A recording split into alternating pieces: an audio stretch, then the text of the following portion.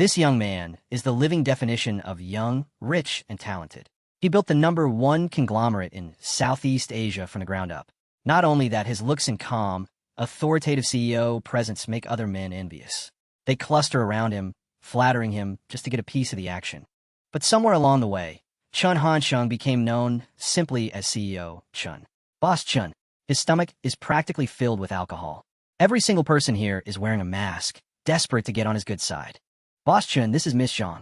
A beautiful, sultry woman, already tipsy, walked up to HanSheng, her voice laced with innuendo. I wonder which lucky woman will manage to snag CEO Chen. The man nearby was quick to respond. You didn't know, Miss Zhang? CEO Chen is still single. Exactly.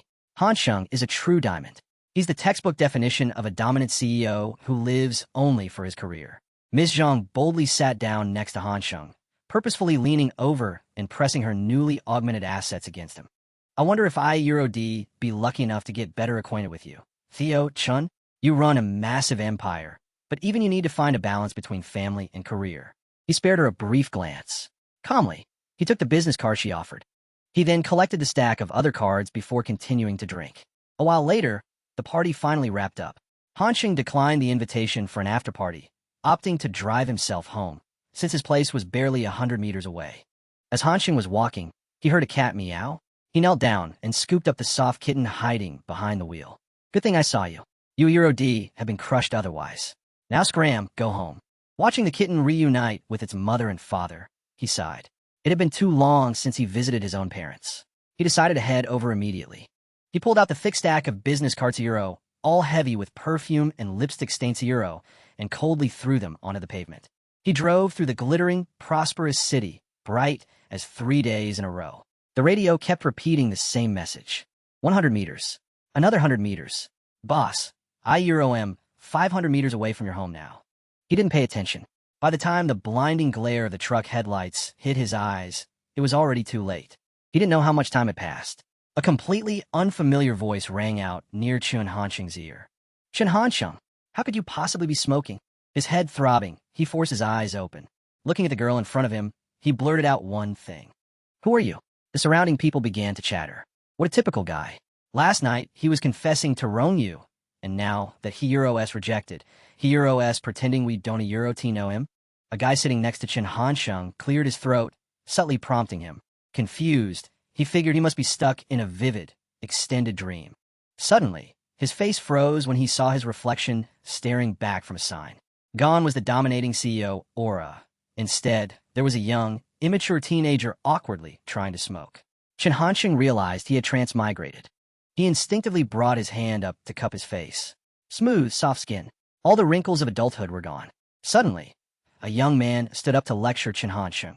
His shirt even had handsome written across in English. Smoking isn't a Euro tea like you. I hope you can climb out of the shadow of heartbreak and look forward to a brighter future. We are all rooting for your progress. He narrowed his eyes at the boy. The terrifying demeanor of the dominating So instantly resurfaced. What the hell? Who are you? The HanSheng boy was thoroughly spooked and instantly backed off. All of a sudden, Xiao Rongyu, standing nearby, spoke up, sounding as though she felt responsible for Chen HanSheng smoking. If you a Euro re going to pretend we don't a Euro T know each other, there a Euro, that's nothing I can do. But I made myself perfectly clear last night. I don't want a boyfriend before we graduate from college. If you keep smoking, I'm telling Aunt Liang. She even brought up his mother. He sighed, completely bewildered by the situation. Rongyu handed him a bottle of water to wash his face, reminding Chen HanSheng to go pick up his university admission notice later. Naturally, he flat out refused, which made the HanSheng kid scoff. Classic, hard-to-get tactic. Rejected his confession, and now She Euro S playing cold. Xiao Rongyu placed the water bottle next to Chen HanSheng and walked away. He watched her go for a second before the memory clicked. Xiao Rongyu.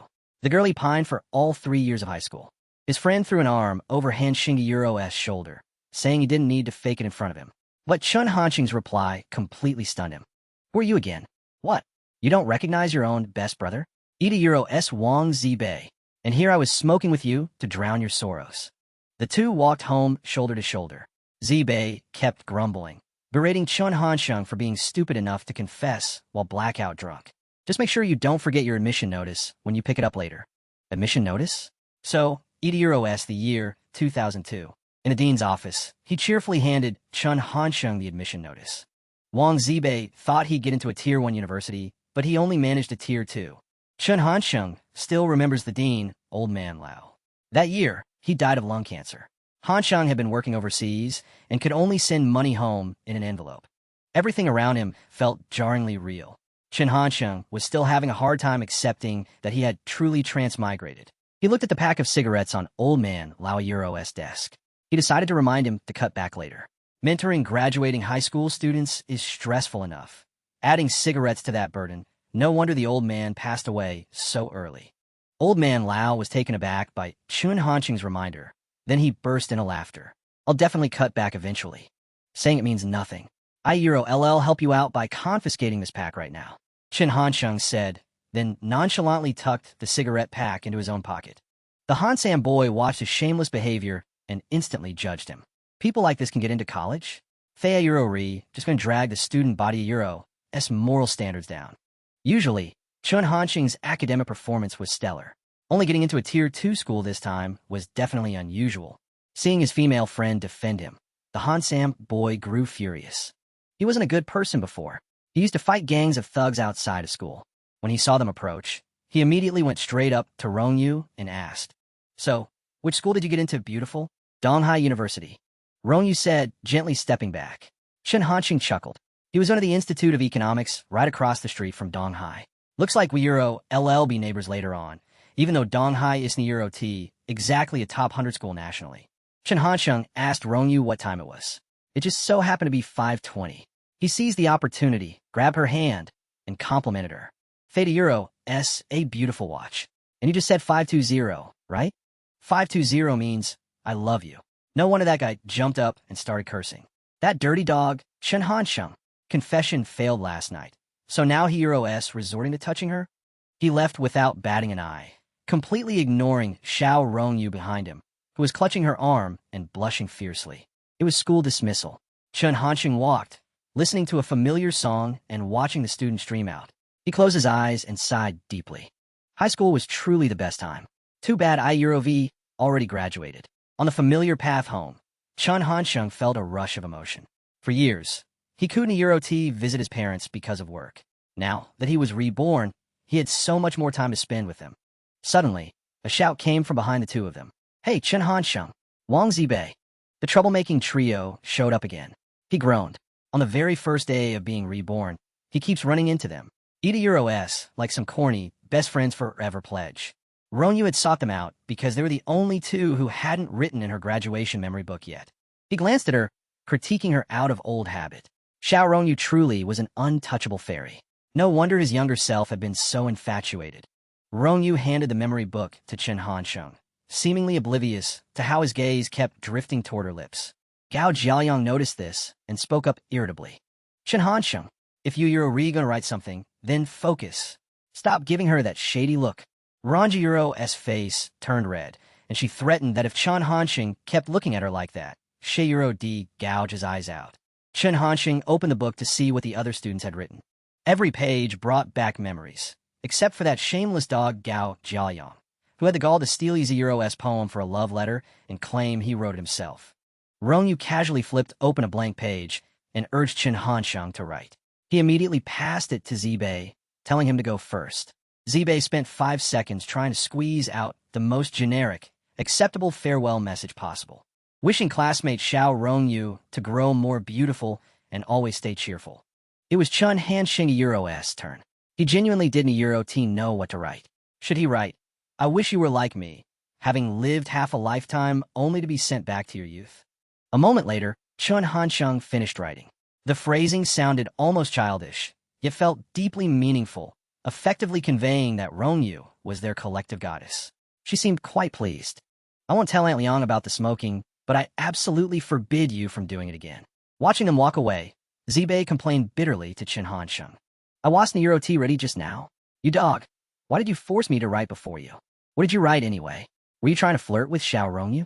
Chen HanSheng threw his arm over Zibei Euro's shoulder and dragged him along, promising to take him to Songjiang Plaza for fried chicken sometime. But tonight, Chen HanSheng had to go home and eat with his parents. Zibei looked at him with profound suspicion. Don't you always complain that Theayuro re too naggy?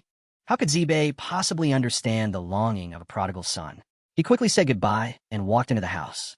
Childhood memories surfaced with every step Chen HanSheng took Euro from his youth through the college entrance exams, all the way up to becoming the dominating CEO. He paused briefly at the front door, then HanSheng pounded on it. "Open up. It's me." His mother opened the door, clearly annoyed. "What's all the racket? The whole neighborhood can hear you. You're a grown man. Why don't you remember to take your keys when you go out?" HanSheng chuckled and replied cheekily. "It's just that I haven't called out for Mom in so long. I felt the urge, you know?" He walked inside, frustrated that his mother hadn't turned on the AC, and noticed his father wasn't home. She walked toward the kitchen, still scolding him. "All you care about is turning on the AC the second you get home. Your father hasn't even finished work yet." Despite the complaining, HanSheng's mother brought him a plate of chilled watermelon.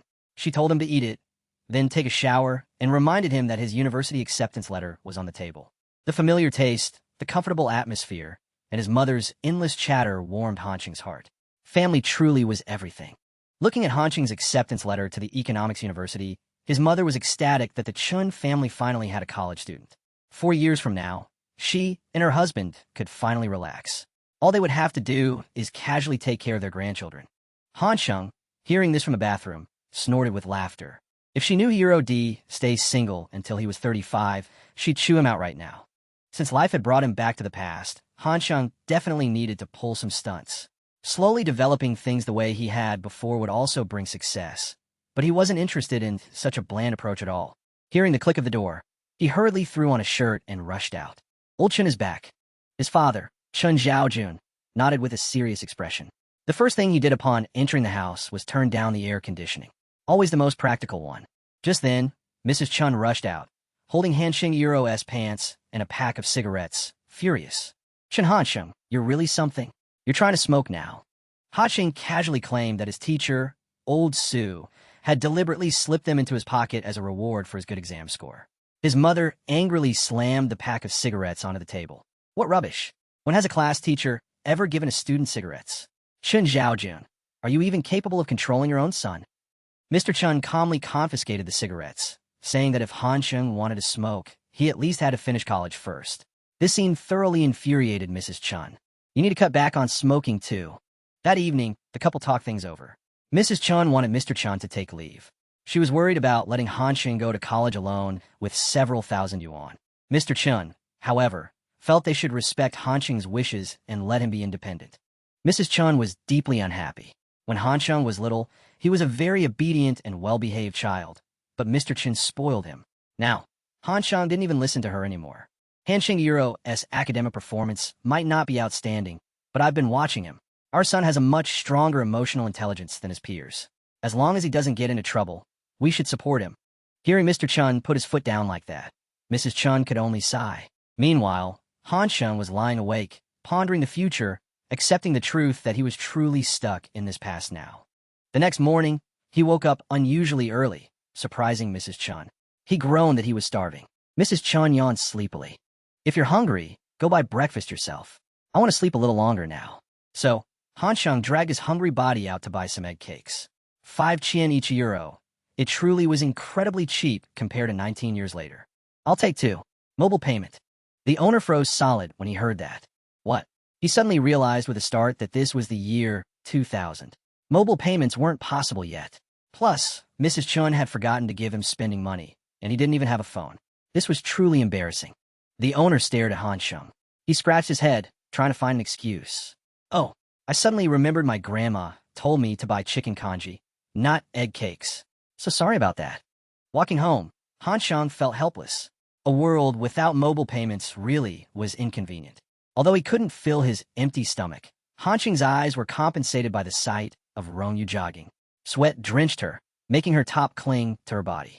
When Rongyu saw HanSheng up surprisingly early, suspicion immediately rose in her heart. "HanSheng, I know how you feel, but during university, I really don't want to date." His face twisted instantly. So, Rongyu thought he was deliberately standing here, waiting for her to jog past? Who was the one whose head was constantly filled with thoughts of dating and romance, anyway? Not only that, but Rongyu's delusions were even worse, leaving HanSheng speechless. "Yesterday, you pretended you didn't know me. That was all just to get my attention, wasn't it?"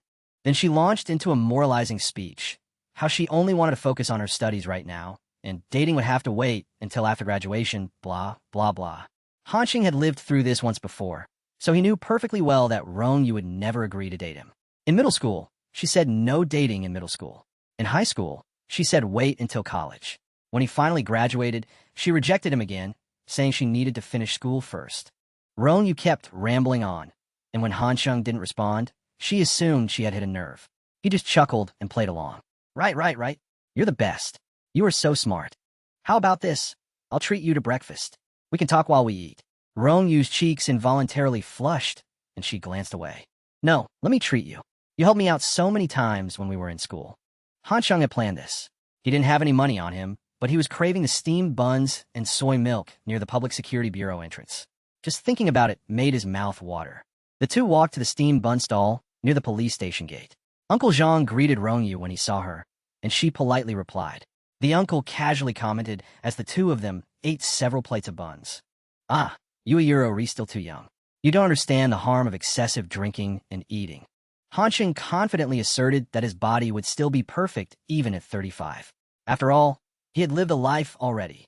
Rongyu looked at HanSheng with eyes that were 100% unconvinced. HanSheng immediately insisted he was telling the truth and brought up a story about meeting a fortune teller a few days ago. He said I was destined for wealth, but I just lacked a virtuous wife. Rongyu flushed deep red, turned away, and accused HanSheng of being a fickle, fast-talking guy just like every other boy. HanSheng, smooth as silk, said that the fortune teller had taught him a trick. He said a person's hands are like their destiny. They're both unique. Just look at the folds on these buns. The way the owner folds them is different from his wife. The owner's pleats are flat, while hers stick up. If you don't believe me, take a look. Although Rongyu called HanSheng full of nonsense, her eyes still darted toward the couple making buns. Sure enough, it was exactly as HanSheng described, which stunned her. Meanwhile, he continued eating the bun and thought to himself, this girl really lacks common sense. Shayuro definitely be easy to trick once she steps out into the world. Also, career lines, marriage lines, gentlemanly lines, or hero Lanisiro, these are all life skills. You treated me to breakfast, so I'll read your fortune for free. What do you say? As HanSheng spoke, he put on a playful, wolfish expression, causing Rongyu to instinctively back away. He urged her again to show him her hand. Just hold it out. He wouldn't touch her. In the end, Rongyu still got sucked in a HanSheng scam. He stared intently at her palm and declared, the heavenly line is the marriage line. The human line is the wisdom line. The earth line is the lifeline.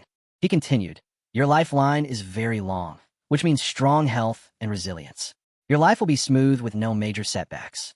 Beautiful, youthful, and full of vitality. However, the wisdom line reflects your karmic virtue, showing that Rongyu tends to be overly idealistic and focuses on illusory things rather than reality. And the marriage line, well, it shows some difficulty. You might not find your ideal husband right away. You need to keep your distance from that fellow who keeps hanging around your house. I'm definitely not talking about that young man named Gal, by the way. And especially tomorrow, when you go to enroll, you must be extremely cautious. Suddenly, HanSheng voice became serious. Wait, no, your ideal husband. Rongyu was thoroughly hooked now, and her demeanor became anxious. Before she knew it, HanSheng had leaned his face close to hers, clasping his hands together. Is standing right in front of you. Rongyu flushed deep red and snatched her hand back. All belief evaporated. HanSheng chuckled, thanked her for the meal, stood up, and left. He walked past the proprietress, who was glaring intensely at him. He simply gestured toward Rongyu. Wait a moment. My girlfriend will pay. A police officer walked past HanSheng, giving him a hard, unwavering stare. HanSheng thought the man looked familiar. He guessed it was a friend of his parents. Then he saw Rongyu suddenly chatting warmly with the officer, and the bun proprietress pointed at HanSheng and said something. As a result, the officer looked at HanSheng as if he wanted to eat him alive. Realizing he was about to get scolded, HanSheng quickly found a way to bail out. He ran straight home. Who else would trick a girl into buying them breakfast only to get caught red-handed by her father? The next day, at the City Harbor Transport Station, HanSheng was leaving for enrollment. The driver, Uncle Sue, kept chattering about beautiful college girls right next to HanSheng's ear, making him flare up. Damn it, we haven't even gotten on the highway yet. Can't you just shut up and take a nap? I see Rongyu. Where? The moment Uncle Sue finished speaking, HanSheng's gaze was glued to the window. He instinctively ducked behind the curtains. He had tricked Rongyu into paying for his meal yesterday and gotten caught by her father. How could he face her now? Rongyu, upon seeing him on the bus, pretended not to notice him as well. The driver immediately jumped down to ask what was wrong. Captain Xiao, what happened? Mr. Xiao was taking Rongyu to college, but their car broke down halfway. He didn't know what to do. The driver offered to let her ride the bus, since they were heading to the same enrollment location anyway. Suddenly, an arrogant voice piped up. Uncle Xiao, your car broke down? Gao Jiaoyang stepped suavely out of his luxurious car. He casually mentioned that he had just been admitted to the University of Aeronautics and Astronautics and offered to take Rongyu to school. After saying that, he deliberately spoke louder in HanSheng's direction. Passenger buses are cramped and smell terrible. Next time you travel, just let me know, okay? HanSheng figured Mr. Xiao was an upright police officer. He wouldn't associate with a rich kid like Gao Jiaoyang. Mr. Xiao stood there, frozen, unsure what to do. He didn't want Rongyu to take the crowded passenger bus, but he also didn't want to get involved with the Gao family. He knew immediately that Gao Jiaoyang's intentions were shady. Finally, Uncle Xiao turned to ask Dengyu which car she wanted to take. Dengyu gave the chauffeur a quick, teary glance, then looked over at HanSheng. She decided on the coach bus. HanSheng saw there were no empty seats left. He told Subo to sit up front, which clearly annoyed him. What the hell? Yahello roast alive like a pig up there. No way. Yahello am not doing it. He nodded. In that case, let Dengyu sit there instead. Subo shot back. Why don't you sit there? HanSheng adopted a weary look. I'm suffering from heat stroke. I just get nauseous sitting in that spot. Dengyu stood anxiously between HanSheng and Subo. In the end, Subo grudgingly hugged his backpack and stalked off, muttering under his breath. You damn dog, HanSheng. Now you think you can boss your daddy around, huh? Uncle Xiao was relieved his daughter had a seat, and he instructed HanSheng to pay more attention to her going forward. He said it just as a formality. Who knew HanSheng would answer so cheerfully? Uncle Xiao, please don't worry. Yahello make sure to take excellent care of our little Dengyu. On the bumpy coach bus, Subo was nearly crying as he desperately tugged at the sunshade. He still had 5 hours of torture left. HanSheng felt bad for him, so he asked the attendant to get Subo another sunshade. Then, he stretched and yawned dramatically, making an excuse to sleep. Dengyu noticed HanSheng trying to dodge conversation, so she turned her face away.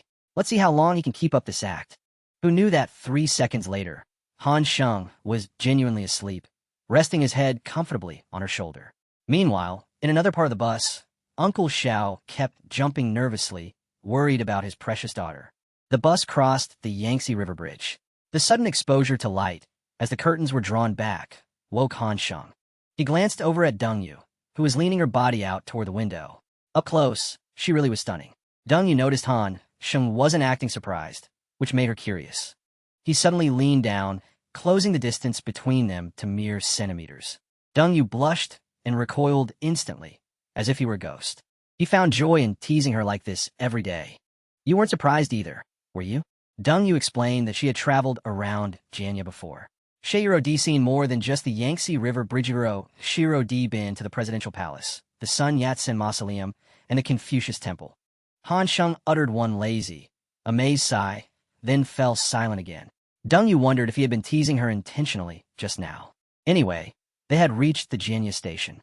Everyone needed to deboard. Subo struggled off the bus, lugging several bags and complaining loudly. HanSheng, meanwhile, just pulled out his sunglasses, keen to project the cool demeanor of a seasoned traveler. I already told you. You could just buy that stuff when we get to school. Why didn't the Euro-TU listen to me? Uniforms will be provided by the school. They made that clear during registration. As for my clothes, I am just waiting for my mother to mail them. Euro, it's already autumn here in October. Dengyu nodded, as if absorbing some profound new knowledge. HanSheng instructed her to take the bus to her school later. Head into the waiting area, find bus 137. Count exactly 5 stops, and that's your school. As for me, naturally, I'm taking the abandoned little darling, Subo, with me to make up for my lack of affection on the bus ride. Seeing him abandon her to fend for herself, Dengyu yelled out angrily. You bastard! You promised my dad you'd take care of me. Everyone present stopped dead in their tracks to gawk at the drama. HanSheng crept closer to try and soothe Dengyu, but she wouldn't stop crying. He whispered quietly, Let's go. You just yelled like that, making everyone misunderstand. What if this ruins my chances of finding a girlfriend? For some reason, Dengyu felt outraged, even though she wasn't HanSheng's girlfriend. He sighed. He had no choice but to take her to the bus stop, wait for her to board, and then leave. Dongyu yelled angrily. You're still going to try and ditch me? HanSheng was baffled. But I already got rejected. Ultimately, HanSheng had no choice but to carry her luggage all the way to the bus stop. The angry girl bit his hand hard, causing HanSheng to shriek in pain. The bystanders saw this and applauded enthusiastically. Good girl, bite him. Bite all these heartless men to death. That's what you get for mistreating a beauty. Eventually, the group reached the bus stop, surrounded by an extremely awkward atmosphere. Dongyu didn't dare meet HanSheng's eyes, keeping her head lowered. HanSheng was ruined. Now that he was entering school, everyone would think he was some jerk who abandoned his girlfriend at the bus terminal. Dongyu also felt guilty for causing the misunderstanding, especially since she had already rejected HanSheng long ago. Little Chun, Dongyu began. He sighed and looked at her. Are you over it now? Dongyu looked up, her large eyes swimming with tears, leaving him completely speechless. Su Bo sensed the danger, immediately slipped away, and gave HanSheng some heavily implied advice. HanSheng watched helplessly. He had no idea what kind of matchmaking this kid was attempting now. He turned and called Dongyu to take her to school. Dongyu wiped her tears and trotted obediently after him. After dropping Dongyu off at the dorm, HanSheng sighed. All the troublesome matters were finally over, or so he thought. This is the central dorm number. You can call anytime, classmate. An extremely cute girl struck up a conversation, ignoring Dongyu's gloomy expression. HanSheng automatically reverted to his old habit, taking the pretty girl's number. HanSheng arrived at the school. A wave of nostalgia washed over him. It had been decades since he had set foot here. Among the incoming freshmen, one girl was rushing along as if pursued by a ghost, her head glued to the ground. The inevitable result, she slammed right into HanSheng, who was lost in his old memories. He turned back slightly irritated, but seeing the cute, clumsy girl profusely apologizing, his mood instantly brightened. €S fine, completely fine. No need to apologize. HanSheng reached out to introduce himself, but she suddenly vanished. She looked familiar, but he just couldn't place her. He sighed, picked up his registration notice, and went to check in. When he arrived, HanSheng confirmed his enrollment in the public administration program. A female student introduced herself as Lin Yu, another freshman who would be his classmate. HanSheng realized she was the class president for all 4 years of his previous college life. She had later worked for the government, but eventually resigned. Standing nearby was teacher Guizhongyun, their academic advisor. After completing the forms, HanSheng was assigned a dorm room on the 3rd floor of the West Wing. Lin Yu had been class president for 4 years. But since he was reborn, HanSheng decided he wanted to try out that top position himself. He quickly preemptively apologized to her. On his way, HanSheng enjoyed the refreshing view of beautiful girls. They were more alluring than high schoolers, yet more innocent than the women in the outside world. No wonder the male students from Donghai University all flock here looking for dates. In his current attire, HanSheng couldn't catch the eye of any of these beautiful girls. He just had to be patient for a little while and focus on earning money fast. HanSheng went to the classroom and grabbed one of the available flyers. It wasn't until late afternoon that he managed to pick up his blanket and mattress and return to the dorm. The nostalgic sight of the number 602 brought an involuntary rush of nerves. Were those guys still the same as before? He pushed the door open, immediately sensing he was the last one there. Inside, a few young men were already waiting. The one in the wrinkled, long-sleeve shirt stepped forward to greet him. As he introduced himself, he thought, the whole room is exactly the same as I remember. They introduced themselves one by one. From left to right, there were Yang Shichao, Gua Xiaoqiang, and Deng Chenyu. The last 2 guys were Li Guinan and Jin Yangming. Deng Chenyu noticed Yangming holding the latest model of a folding phone and was so impressed he wanted to try fixing it. HanSheng chuckled to himself as he put his bags away. This atmosphere, €S, still the same group of show-offs from back then. Shichao pulled out a pack of cigarettes. He was the oldest in the room. Xiaoqiang was only a few months younger, and Chenyu was a couple of years younger than that. Seeing this, HanSheng suggested they use their ages for seniority. Shichao would be the eldest brother, and Xiaoqiang the second. He pulled out a cigarette as he spoke. Chenyu hesitated for a moment, but took a cigarette anyway. Guinan and Yangming, however, flat out refused. Shichao scoffed. They were university students. What was the big deal about having a smoke? Xiaoqiang was already puffing away, chiming in that they had 4 different brands of cigarettes available in the dorm. They could take their pick. But Yangming was incredibly particular. For your first cigarette, you need a high-end brand like Zonghuro, rich, smooth, and fragrant. This cheap stuff will just make you hack up a lung. Shichao snatched the pack back, his face instantly darkening. Back where I Euro am from, everyone smokes this brand. We don't Euro tea exactly have the cash for that fancy stuff. HanSheng watched the endearing absurdity unfold. Conflicts arising over small things, only to lead to greater closeness Euro, theta Euro, as the beauty of college life. Speaking of the next 4 boring years of college, HanSheng suddenly got a new idea. Hearing a noise from the balcony, they all looked over curiously. What is Brother Deng doing? This is where we'll be living for the next 4 years. This kind of cleaning should be done regularly, right? Seeing his point, the others agreed and wanted to lend HanSheng a hand. Shi Chao, being quick-witted, immediately nominated HanSheng to be the dorm leader. Does the Euro T, the dorm leader, have to take care of all the chores? That sounds like a hassly Euro, dealing with rules, culture, and all that. Plus, if we ever fight, we'd have to rely on the leader to mediate. Just this little dispute between some squabbling youngsters really makes HanSheng feel that youthful energy again. No problem. I'll take care of it. As soon as HanSheng finished speaking, everyone looked at him with admiration and interest. The next morning, HanSheng was woken up by Yang Ming's phone ringing. He swore internally. Is this idiot afraid people won't know he owns a phone?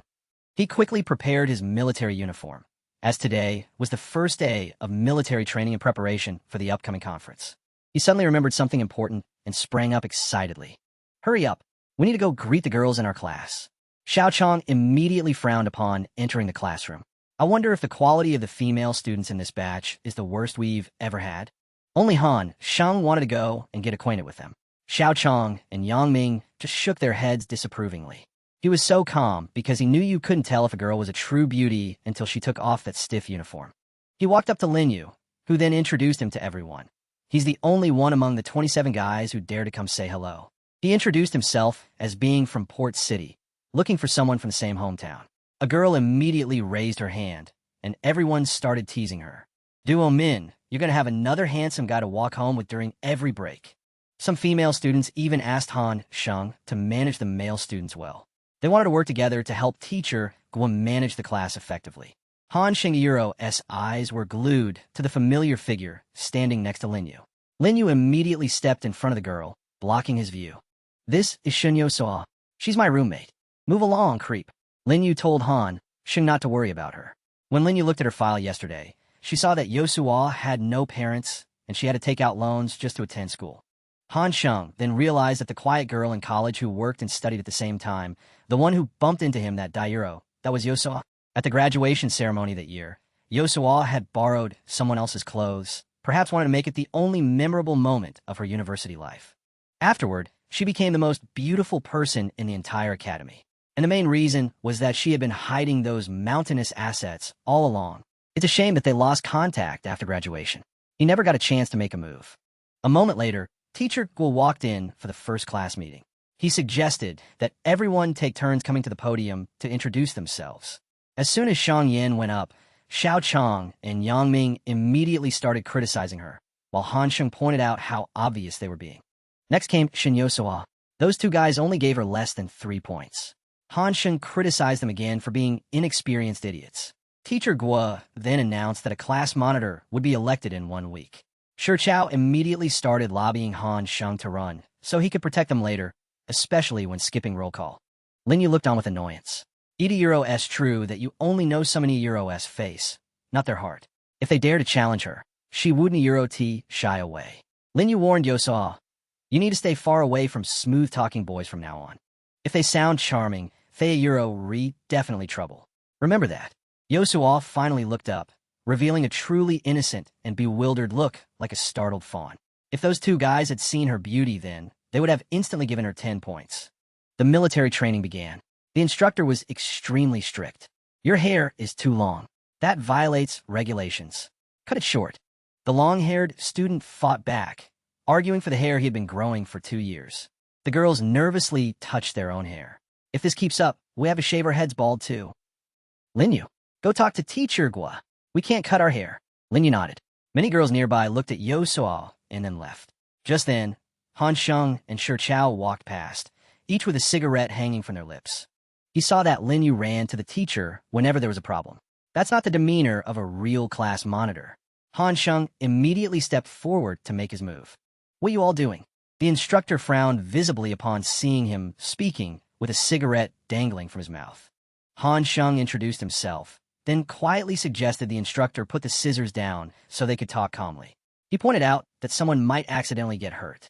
The instructor Euro's face darkened, projecting his authority. He basically ignored HanSheng's suggestion. Say what you need to say.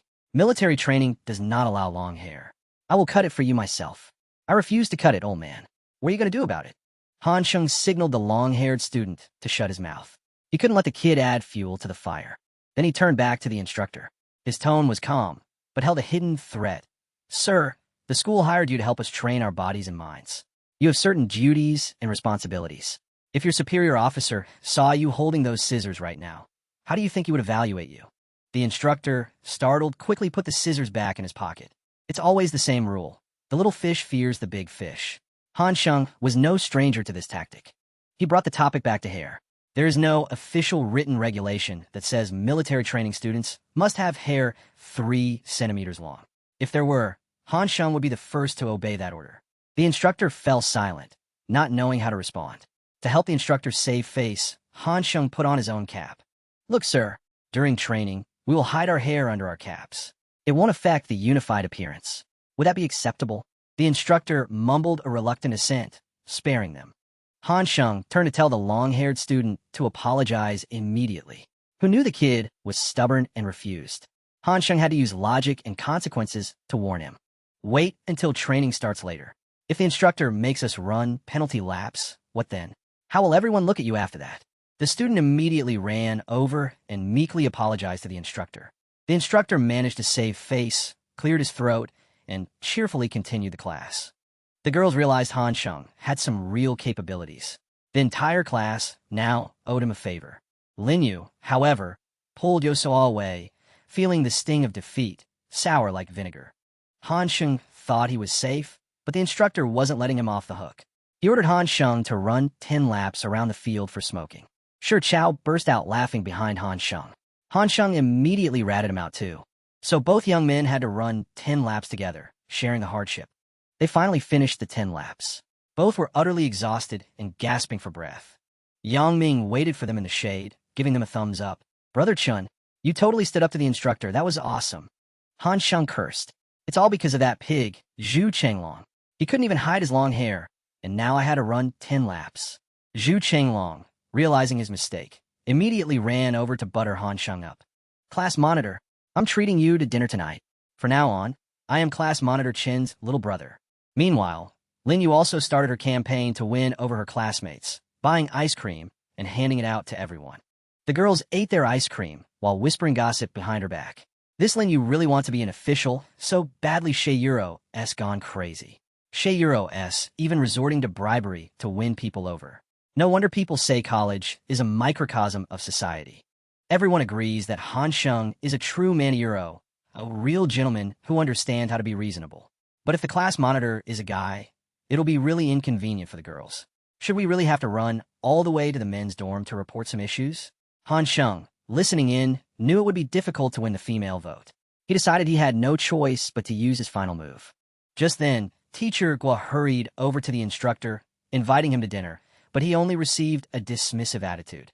After the instructor left, HanSheng offered Teacher Gua a cigarette. Teacher Gua asked him if he had resolved the conflict earlier, and HanSheng frankly nodded. Teacher Gua looked pleased. Just then, his phone started ringing. A sharp, agitated woman Euro's voice rang out from the phone. I can't Euro T go. Are you picking her up or not? If you don't Euro T, even bother coming home. If our daughter gets lost, I swear I Euro LL kill you.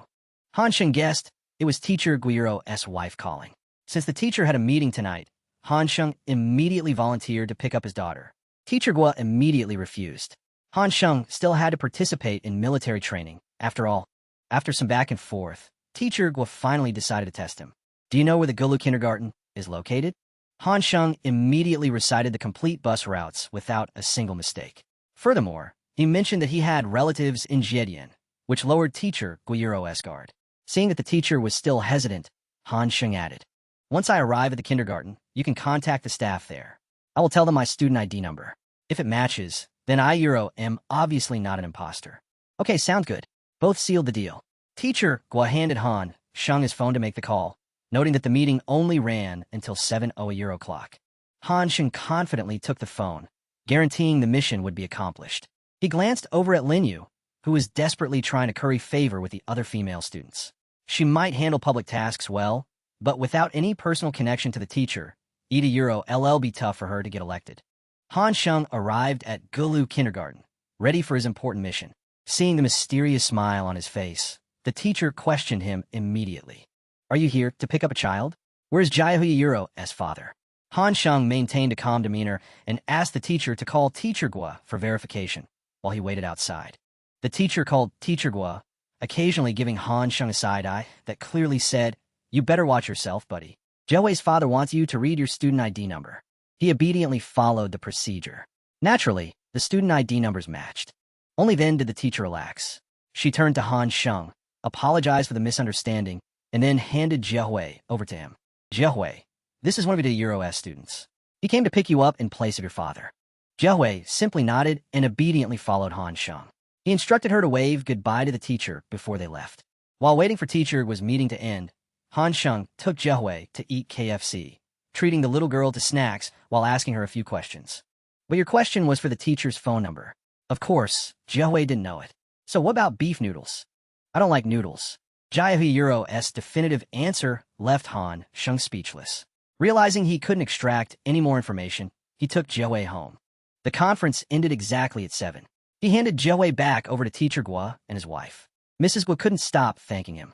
HanSheng responded with easy charm. You are being too kind, Annie. I just happen to have this time to relax. Since you are V, call me Mrs. Gua. Please take this bag of fruit home. Also, if you have time this weekend, come over for dinner. Teacher Gua also insisted HanSheng take the fruit from his wife. He offered to drive him to the bus stop later, reminding him to continue being a role model for his classmates. HanSheng happily accepted, but he absolutely couldn't miss this zero-cost opportunity to go flirt. A little later, HanSheng arrived at the gates of Donghai University and called Rongyu. The girl was wearing a nightgown, with a robe draped over it that barely counted as clothes. Why call me out this late? I was just about to go to bed. Her eyes immediately locked onto the bag of fresh fruit next to HanSheng. She eagerly snatched it up to examine it. The fruit stands near our school never have anything this fresh. Grapes and cherries, too. Where did you get this? Without batting an eye, HanSheng said he bought it near the commercial Centurion, specifically the marketplace. Ronyu's expression went blank for a few seconds. Then her cheeks immediately flushed bright red. 1,000 scenarios of being spoiled by him played out in her mind. Xiao Chun, did you call me down just to give me this fruit? These look really expensive. You don't need to buy things like this again. HanSheng stood up casually, his voice echoing the confidence of an overbearing CEO. As long as you like it, that's all that matters. For a split second, Ronyu was completely swept away by him again. Just then, a dignified-looking young man in a business shirt and glasses called out to Ronyu. I just got back from my internship. I didn't expect to see you here. Ronyu politely greeted Senior Zhang. She had heard he was working at the Geological Engineering Research Institute under the Chinese Academy of Sciences. Her eyes were filled with admiration. Flattered by the girly Euro's praise, Senior Zhang felt both shy and pleased. However, his gaze immediately turned icy when he finally noticed HanSheng. HanSheng was a complete contrast to Senior Zhang. He was casually puffing on a cigarette, giving off the vibe of a wealthy playboy. I go to the school across the street. Rongyu and I were high school classmates. Want one? No, thank you. I don't smoke. Senior Zhang not only refused, but conspicuously covered his mouth, looking utterly judgmental as HanSheng exhaled a plume of smoke. Senior Zhang then quickly said his goodbyes and left. He made sure to mention that his professor was taking him on an important assignment tomorrow and that he needed to review some documents. Rongyu watched Senior Zhang walk away, then began recounting his entire profile to HanSheng. Senior Zhang is a fourth year. The Chinese Academy of Sciences targeted him even before he graduated. Once, he came to our class looking for a lab assistant. Rongyu stopped mid-sentence, stealing a look at HanSheng's reaction. He took a drag and then glanced at her. And? Rongyu looked down, a hint of guilt on her face. He chose me. HanSheng gave a flat, "Oh," clearly indicating his lack of interest. Rongyu, as if trying to reassure him, quickly added that she hadn't actually agreed to take the position yet. But HanSheng was still completely focused on his cigarette, paying no mind to Rongyu's story, which annoyed her intensely. You a Euro quite the smoker now, aren't you? You never used to do this. Stop smoking. Don't you have any plans for your future? When she brought up the future, HanSheng truthfully said he intended to seriously pursue a specific girl. Rongyu felt a sudden pang of anxiety. She asked, "Is that girl beautiful?" HanSheng replied that, after all these years, he still hadn't met anyone as beautiful as her. He even confessed that if he were 35, he'd still be pining for her and unable to marry anyone else. What if she only wants to focus on her studies and refuses to marry you? He answered with utmost seriousness. I'll wait until she finishes school, if I have to.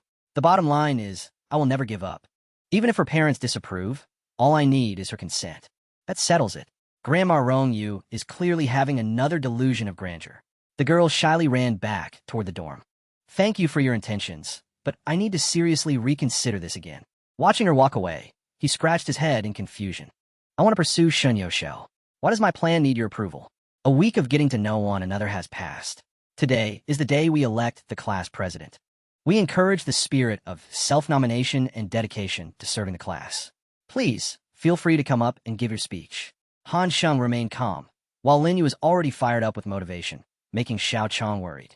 He urged HanSheng to speak quickly. But HanSheng's motto is ladies first. They're at Euros, no need to rush. Yang Ming watched the scene, annoyed that HanSheng was always trying to pretend he was better than everyone else. Lin Yu naturally took the stage first. All the female students applauded enthusiastically. She stood on the podium, introducing herself, and cleverly reminded everyone that she was the one who helped them register on the first day. Lin Yu claimed she was enthusiastic and outgoing, capable of uniting the class with empathy and love. If elected class president, she vowed to dedicate all her energy and mind to assisting Teacher Gua and creating a bright future for their class. The speech was short and concise, yet clearly heartfelt. The entire class responded with applause. Teacher Gua added a few words of praise for Lin Yu and her enthusiasm, then asked if anyone else intended to address the class. Yosho was complimenting Lin Yu when Shadow passed over her. HanSheng, showing off his best profile, shot Yosho a look that was undeniably rakish. The girl immediately blushed and looked away. The moment HanSheng stepped up to the podium, his roommates and the rest of the male students erupted in cheers. Go old Shun. I hope the guys can restrain yourselves. I'm afraid I'm not a pretty girl. HanSheng's playful quip immediately made the atmosphere lighter than it had been during Lin Yu's speech. He cleared his throat and adopted a serious demeanor. The entire class immediately fell silent to hear him speak. He immediately addressed the biggest worry of every student: course credits. If I become class president before finals, I will personally speak to the head teacher and guarantee that no one in this class fails a single credit. I will strive to secure as many school scholarships as possible for our class. We already have a huge gap compared to the native Donghai University students. We must compensate for what we lack. If we don't understand, we must learn. If we feel too naive, we need to broaden our social circles. Choose me as your class president, and I guarantee you will all have a truly meaningful college life. If you trust me, give me your vote. Following HanSheng's speech, Teacher Gua also added a few words of praise, noting his excellent organizational skills, ability to delegate tasks, and strong leadership potential. After these two, no one else volunteered for the position, and the outcome was clear. HanSheng received 27 votes, officially becoming this Euros class president. Lin Yu looked utterly stunned, unable to believe she had lost, especially by such an incredibly close margin. He walked off to glorious cheers. Even Yang Ming, despite disliking his attitude, cheered enthusiastically. Dorm 602 is officially unstoppable. Lin Yu's face went dark with fury. She incessantly muttered warnings to Yosho, telling her to steer clear of the species known as men, especially HanSheng. On the way back, Lin Yu was deeply dejected. Losing the class president title made her feel like her entire college life was now meaningless. Just then, HanSheng jogged up. Lin Yu immediately put up a defensive front. What do you want? Did you come here just to rub your wind in my face? He softly said he wanted to invite her to dinner talk. The girl blushed for a few seconds before immediately adopting the same delusional air as Rongyu. Did you win the class president position just so you could hit on me? HanSheng cursed under his breath. This is what I get for being good-looking. He hurriedly explained that he just wanted to discuss some class president business. Whether by accident or design, he managed to time it perfectly just as Yosho walked by. If you don't believe me, invite Yosho as well. We can all go to the cafeteria and talk there. As a result, Yosho ended up quietly sitting between the two of them. Lin Yu was determined to team up with Yosho and completely max out HanSheng's meal card. I heard class president Chen invited all the guys in the class out for a late-night meal once. What's so special about inviting just 2 girls? Lin Yu grabbed the card and told Yosho to just sit tight and enjoy the moment while she went to buy the food. So, HanSheng was finally alone with Yosho. His eyes habitually started evaluating her. Yosho is 1.7 meters tall. Although she's thin as a rail, with her height factored in, she has the perfect cute flower proportions. Yosho finally gathered the courage to look up, only to catch HanSheng staring right at her. She immediately ducked her head down again, feeling her face burn with embarrassment. A moment later, Lin Yu returned with the food. It looked like she was intent on using the cost of the meal to take revenge on HanSheng. While eating, Lin Yu asked HanSheng what business he needed to discuss. HanSheng just chuckled. It's nothing major. I want to surrender the class president position to you.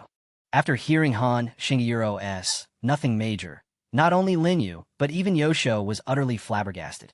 Are you out of your mind? Lin Yu looked utterly shocked. HanSheng peeled a shrimp, denying he was ordinary, but then asked her, why are you so obsessed with becoming the class president? Lin Yu innocently replied that she wanted to serve the class, but he immediately interrupted her. I don't want to hear that BS. Give me the real reason, all right? Lin Yu hesitated, then confessed that she wanted to pursue a career in civil service, and having the class president title was extremely important for her resume. HanSheng already knew this, but he just wanted to test her sincerity. No wonder you're always gunning for the class president spot. So, you're just laying the groundwork for your future career. Lin Yu, having her weakness exposed, immediately bristled. Don't pretend I don't know you've got your own schemes going on. He didn't hesitate, telling her frankly that he wanted to make money. Specifically, having the class president status would make a lot of things easier, especially since people already trust me. Lin Yu felt his logic was solid.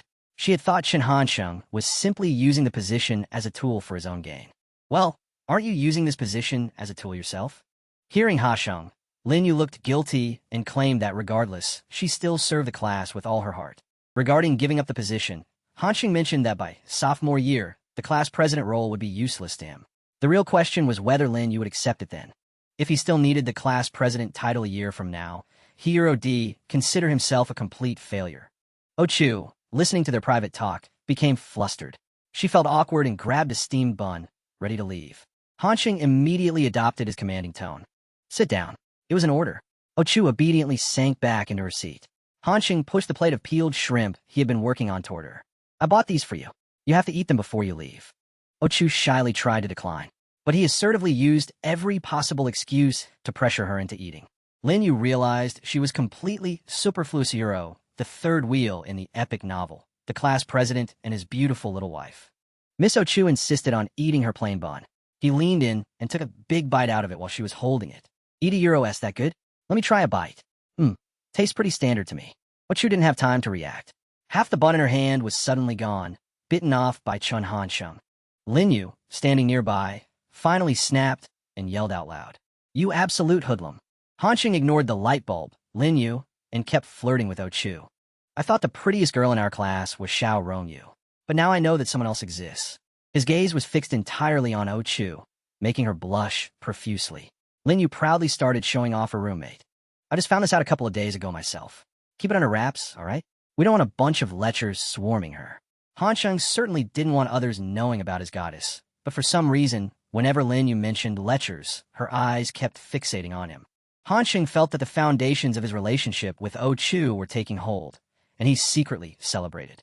It looked like befriending Lin Yu had been the right strategy all along. Back to business. HanSheng would step down as class president in their sophomore year, thereby not interfering with Lin Yu's ultimate goal. Lin Yu wasn't so trusting. She wanted Chen HanSheng to guarantee a smooth transition for her. He had planned everything. During the first year, Lin Yu could serve as the party branch secretary. She would handle all class affairs and build a reputation so that her classmates and Professor would recognize her capabilities. That way, she could easily assume the class president position in the second year. Plus, the branch secretary role makes joining the party easier, which is perfect for her civil service ambitions. The scenario was appealing, but Lin Yu wasn't naive. That plan sounded exactly like her doing all the grunt work secretly while HanSheng took all the glory. HanSheng continued his pitch. He wouldn't just slack off. Lin Yu would handle the minor details, and he would take care of the major issues. If she didn't agree, then yes, HanSheng would have to work a little harder, but Lin Yu would lose this chance entirely. Universities rarely change the class president once they're appointed. As expected, mentioning this shut Lin Yu up immediately. He promised to help her grab the party branch secretary position. The rest was her responsibility. Lin Yu seemed to soften, giving him a fiercely intimidating glare. Chen HanSheng, you had absolutely better not screw me over. He propped his chin on his hand and gave a light smile, showcasing his handsome bad boy appeal. Why would I ever do that? I'm always completely sincere with you. Oh, that's it. If he keeps targeting her weaknesses like this, how can any girl stand up to him? Lin Yu flushed, abruptly stood up, and dragged Ochu away with her. He watched them leave, thoroughly satisfied that he had achieved his goal. Military training concluded, and everyone got a few days of much-needed rest. HanSheng Yuro's hometown friends gathered for a meal. Naturally, the rich young master, Jiao Yang, was present, still maintaining his usual wealthy air tone. We're all nearby, so we should hang out and grab food more often, especially Xiao Rongyu. She looks like she needs some serious refueling after that training. In stark contrast to them was the gloomy, miserable face of Su Bo. He was drinking a glass of orange juice and whining to HanSheng. You live in a paradise, man. How could you ever understand what life is like in hell? Turns out he was suffering from a severe lack of female company. 62 students in his class, only 2 girls. Going to school felt like being locked up. But Su Bo hadn't touched on the most important question yet. HanSheng had to lead him. Yeah, but are the 2 girls cute? Su Bo remained silent. HanSheng patted his friend on the shoulder sympathetically. Jiao Yang started lecturing Su Bo about not letting romance interfere with his studies, all while his eyes were blatantly glued to Xiao Rongyu sitting right beside them. Not only that, Jiao Yang needlessly dragged HanSheng into it, ordering him to put his feet down so as not to pollute Xiao, irritated by his meddling. HanSheng intentionally reached for a toothpick, his arm brushing against Xiao Rongyu's shoulder, making Jiao Yang yell in indignation. Watching this, Su Bo felt deep admiration. He wondered when he could be as freely impulsive as Chen HanSheng, but deep down, they both knew that day would never come. Xiao Rongyu looked exhausted by the 3 young men's childish behavior. She finally spoke up. It's rare for all of us to get together like this. Why don't we share what we've accomplished? Jiao Yang figured. Knowing HanSheng's personality, he hadn't achieved anything worthwhile, so he deliberately steered the conversation toward him. Since we're all guests at the Institute of Economics, why don't we let our host, HanSheng, lead the way and speak first? HanSheng was ready.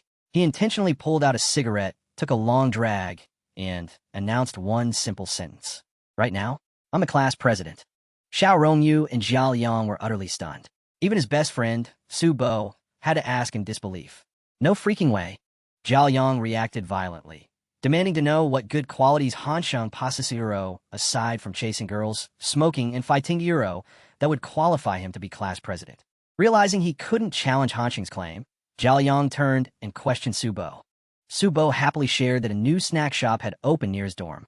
He promised to take them soon, adding that the owner was such an incredible cook, he was practically a Michelin boy, making them an even better place to visit. Everyone nodded in agreement. HanSheng, with his worldly mind, leaned back and enjoyed watching the innocent kids excitedly introduce their respective universities. Then it was Jiao Liangyiro's turn.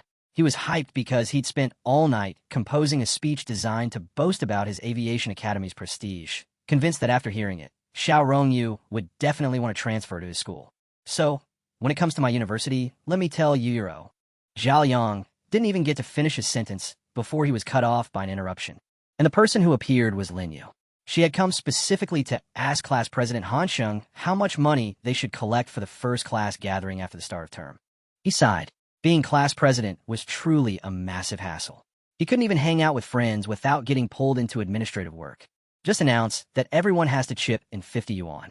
With that, HanSheng handed Lin Yu 100 yuan, but she didn't have enough change to give him back.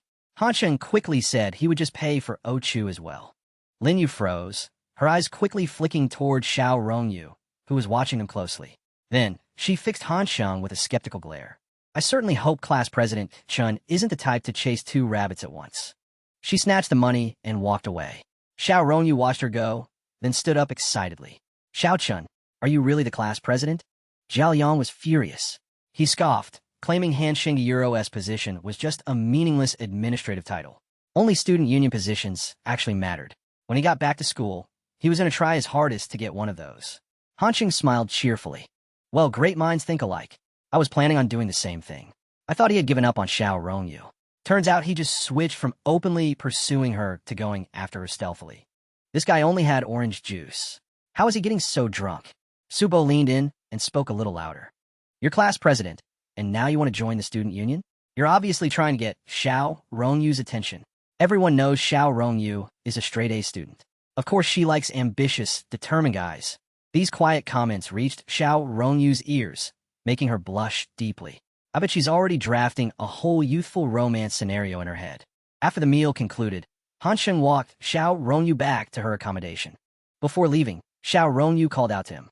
She summoned all her courage and yelled out, "You are working this hard because of me. I'm so touched, but you absolutely have to keep it up." HanSheng was left speechless. He walked away to a secluded spot and lit a cigarette, his expression darkening. I am clearly a complete jerk. Why do people keep falling head over heels for me?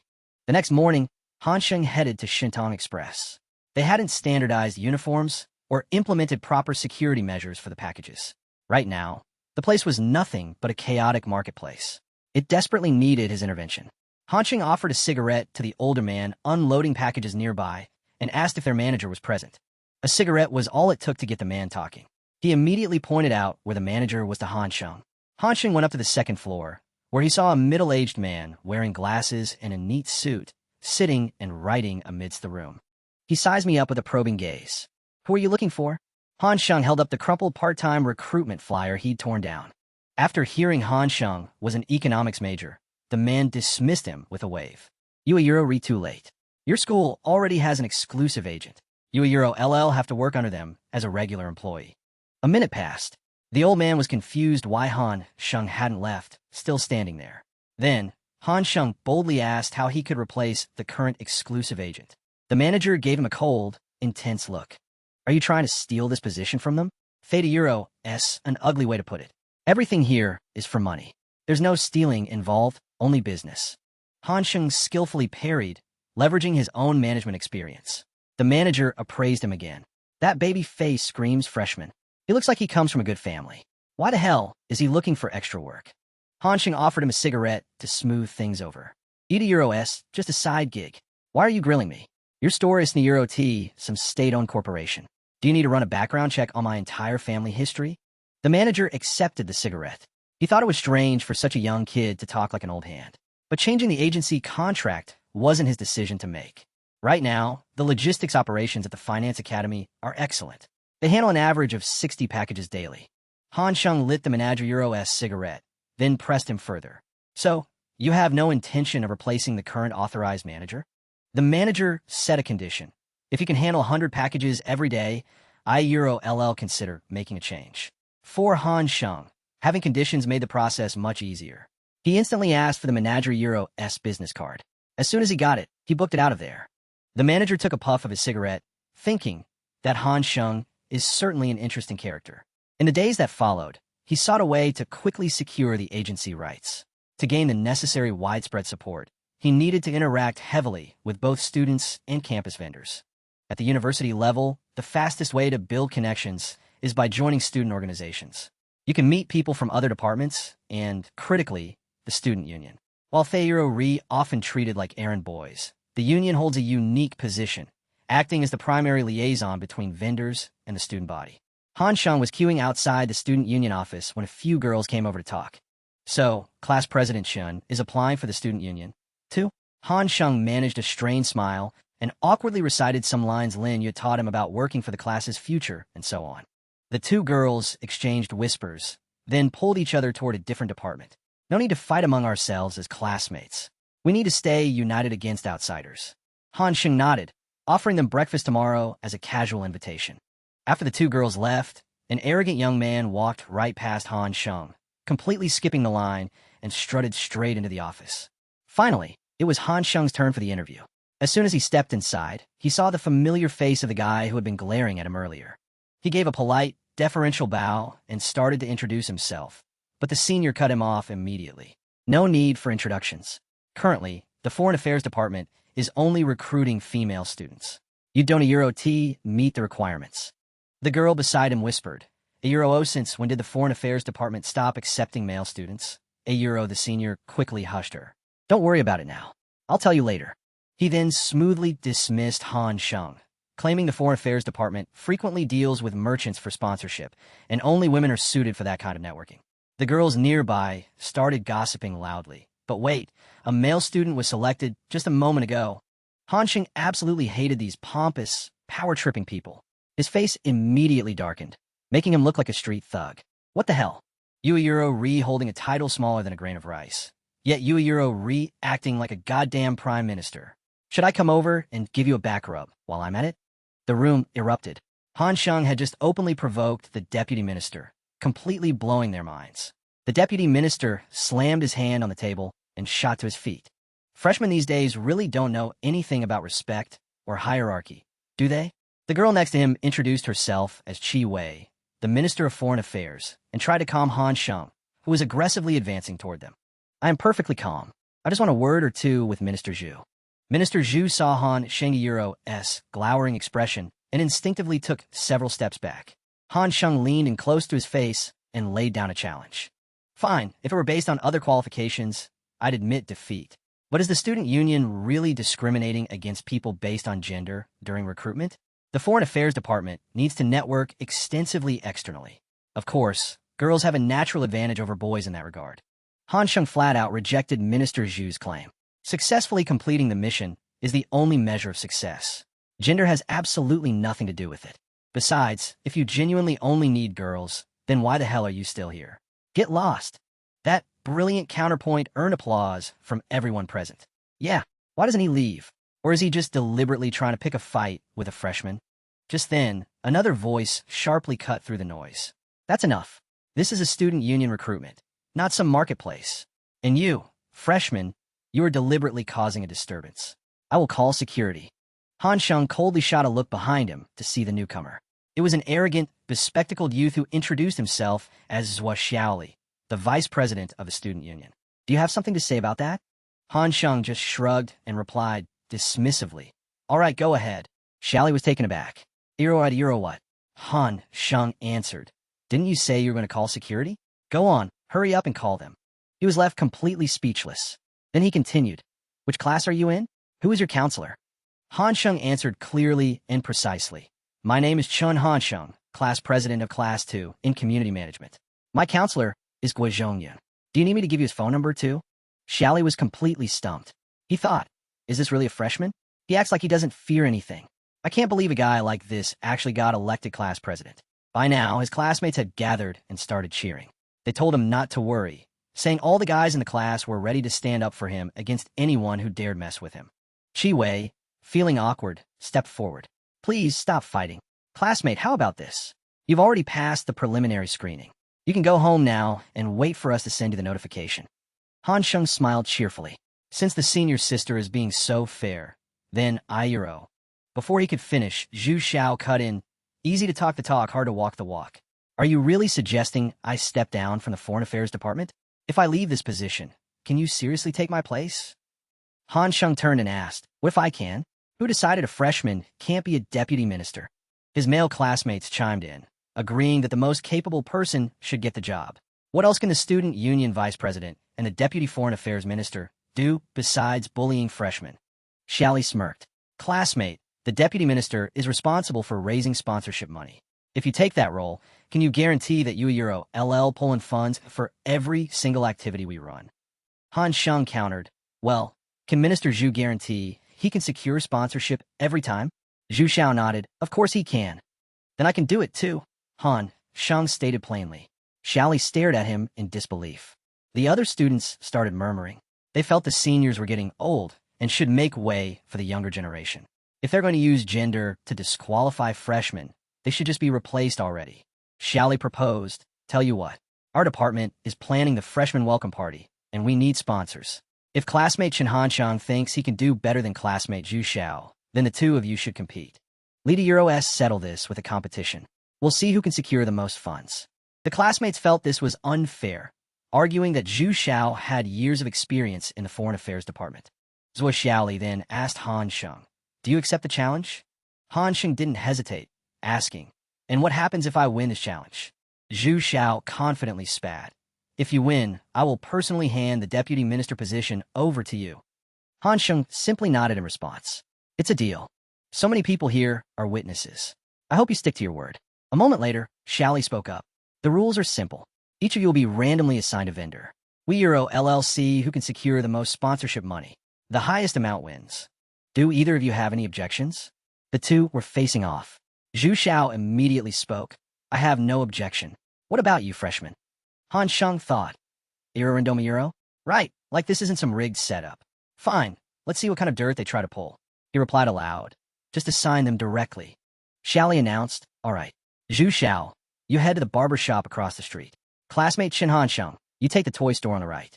Zhu Xiao happily strolled toward his assigned shop, turning back to sneer. Just wait, freshman.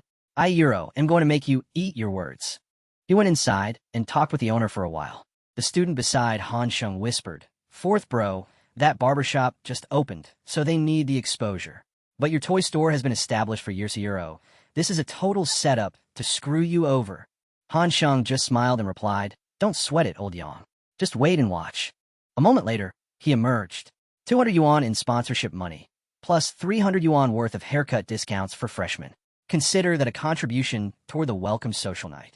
HanSheng said coolly, pretty solid deal, then flicked his half-smoked cigarette onto the pavement. Chi Wei, standing nearby, offered, You Euro a freshman, so I'll help you initiate the conversation. But the rest is entirely up to you. She stepped inside and greeted him, Hello, Boss Feng. We Euro sorry to trouble you again. Boss Feng shot back. If you think you're bothering me, then stop showing up. She lowered her voice and continued.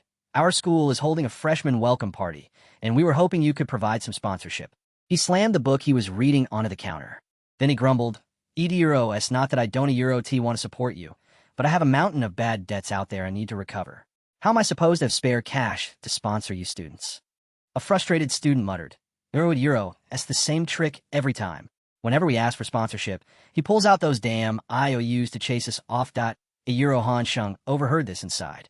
Theta Euro S, still someone else Euro S hard-earned money. Boss Feng smiled. I stand by my previous offer. If you students have the guts Euro, whoever can help me recover this debt, I Euro LL count that recovered amount as your sponsorship money. Chi Wei was left completely dumbfounded. Outside, Xiaoli and Zhu Xiao exchanged victorious smiles. At that moment, HanSheng strode inside. Boss Feng, debt collection? Leave that to me. Boss Feng looked up, clearly surprised. Boss Feng snorted. If you can recover the entire amount, I Euro LL give you the sponsorship. HanSheng responded, It can't Euro T be too far away, because we need a result by this afternoon. He pointed immediately. That one right there, across the street. Go collect that debt. The fruit stall across the street was run by a middle-aged man holding a large cleaver, with a vicious look on his face. Everyone looking over immediately realized, Theta Euro, that's not a fruit stand. That guy looks like a damn butcher. Who in their right mind would go up against him? Zhu Xiao saw this and smirked. The kid's scared stiff. We've totally won. HanSheng paid them no mind, simply walking forward. He smiled confidently. Give me the IOU. I'm collecting this debt for him. The scene shifts to the front of the fruit stall. A large, sharp knife was raised in the air.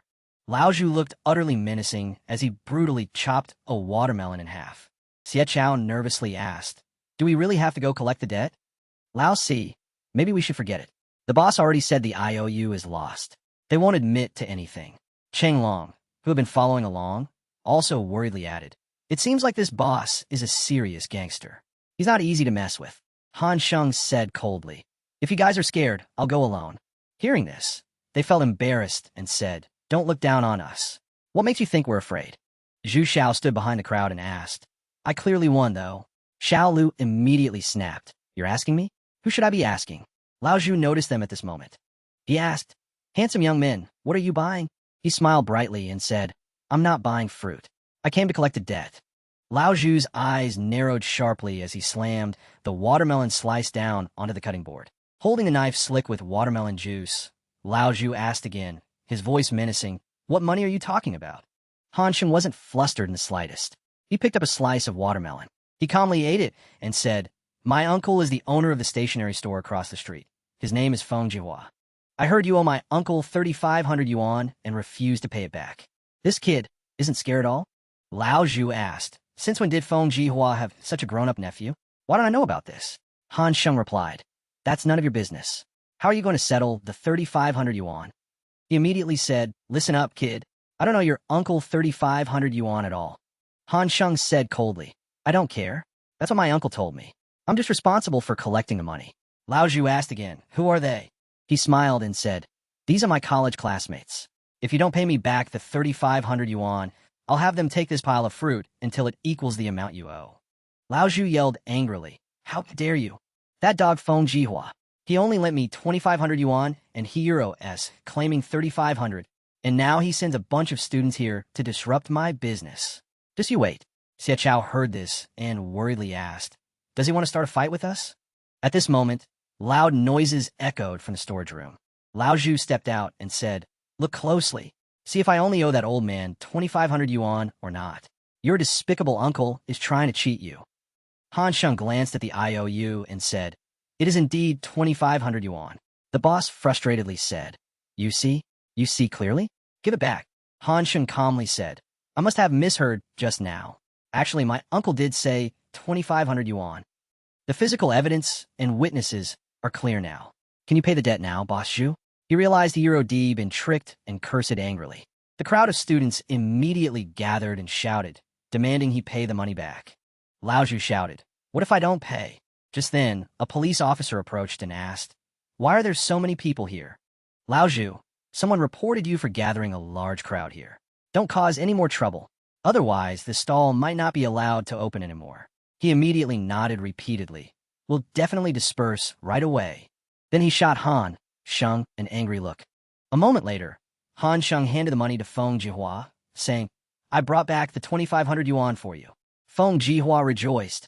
"I can't believe it. I had already given up on recovering this money. I can't believe you actually managed to get it back." At this moment, HanSheng's hand swept up the money on the table. Feng Jihua asked, confused, "Classmate, what are you doing?" HanSheng replied, "I'm not doing anything. I just want to remind Boss Feng of one thing. This money is mine." Feng Jihua snapped, "But €30 too much. You can take 500 yuan, but taking the whole thing is completely unreasonable." Chenglong heard this and scolded, "Boss Feng, you must have forgotten what you said. If you forgot, I'll remind you. You said whoever recovered the debt got to keep the money." Feng Jihua nervously sweated and laughed. "I was just joking a little." HanSheng shook his head. "I don't care. I think you meant it seriously, and that's enough." He glanced behind him and said, "Minister Zhou, hold on a moment. Didn't you just earn 500 yuan in sponsorship money?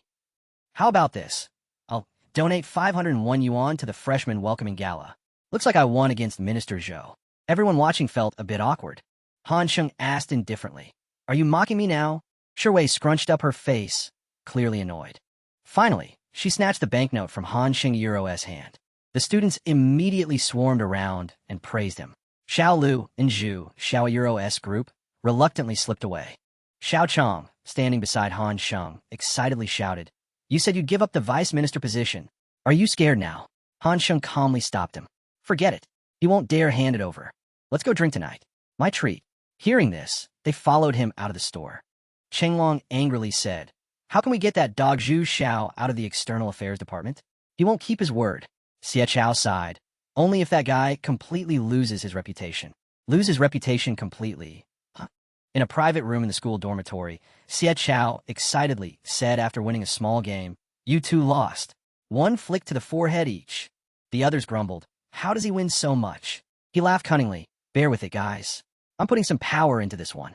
HanSheng calmly presented his forehead and said, "Let's see how strong you are." Just then, Xiao Chong burst in shouting, "We are re-screwed. That dog Chenglong just got into a fight with Zhu Xiao." Hearing this, they were momentarily in disbelief and asked, "Where are they now?" Xiao Chong replied, "In Zhu Xiao's dorm room." At this time, students crowded the door of his room, buzzing and discussing, assuming they had drunk too much. Fighting in college? Seriously? Making a scene, with both counselors there. Just creating more trouble for myself. HanSheng spoke up, clearing a path, and walked inside. Zhong Yun and Zhu Xiao's counselor were standing there. In the corner of the room, Shenglong Euro's face was bruised. Opposite him, Zhu Xiao was also slightly injured. HanSheng spoke up, "Teacher Gua." He immediately snapped. "I was just about to look for you. I don't want to get involved in what happened this afternoon at the student union. But I'm asking you, do you know about what happened tonight?" HanSheng glanced at Zhu Xiao, deep in thought. "He already blamed everything on me. He claims Shenglong's actions were instigated by me. If I say I don't know, I'll be acquitted, but Chenglong will bear all the responsibility. He might even get expelled, or, at the very least, a serious warning. Besides, if I just walk away now, all the reputation I've built up since the semester started will be for nothing. Fine. You want to make things difficult for me? Zhu Xiaoyiro's counselor asked. Answer me. Do you know about this or not? Chenglong stammered. Teacher, it was my fault. Chenglong heard Chen HanSheng clearly accept the blame. Zhong Yun immediately scolded loudly. Chen HanSheng, you're the class monitor, and you're involved in a fight? You absolutely must write a detailed self-critique and truly engrave this incident in your memory. HanSheng darkened his expression and nodded. I'll write it tonight when I get back. Zhong Yun sighed. First, you guys write the self-critiques, then apologize to Zhu Xiao. Finally, we still need to discuss this with the department head, and we will issue a final disciplinary decision. HanSheng replied, I will follow the teacher's arrangement. He bowed his head and said, I sincerely apologize, classmate Zhu Xiao. We temporarily lost control today. We realize we were wrong now. Please forgive us. Just then, the doctor arrived and asked, which student is injured? Let me take a look. Let me see where you're hurt. Zhu Xiao quickly said, be gentle. The doctor nodded. It's nothing serious. You don't even need antibiotics. Teacher Zhong Yun announced. All right, if there's nothing else, go back to the dorms and sleep. HanSheng turned and said coldly to Chenglong, you go back too. Chenglong reluctantly left. HanSheng bent down to pick up the books that had fallen on the floor. Zhu Xiao said scornfully, you don't need to pretend to be a good person. HanSheng finished picking everything up and neatly placed them back in the cabinet. Then his sharp gaze swept across Zhu Xiao. If you weren't a student and you died right in front of me, I'd still be annoyed by the sight of you. I hope that when you enter society, someone will actually hire you with that personality.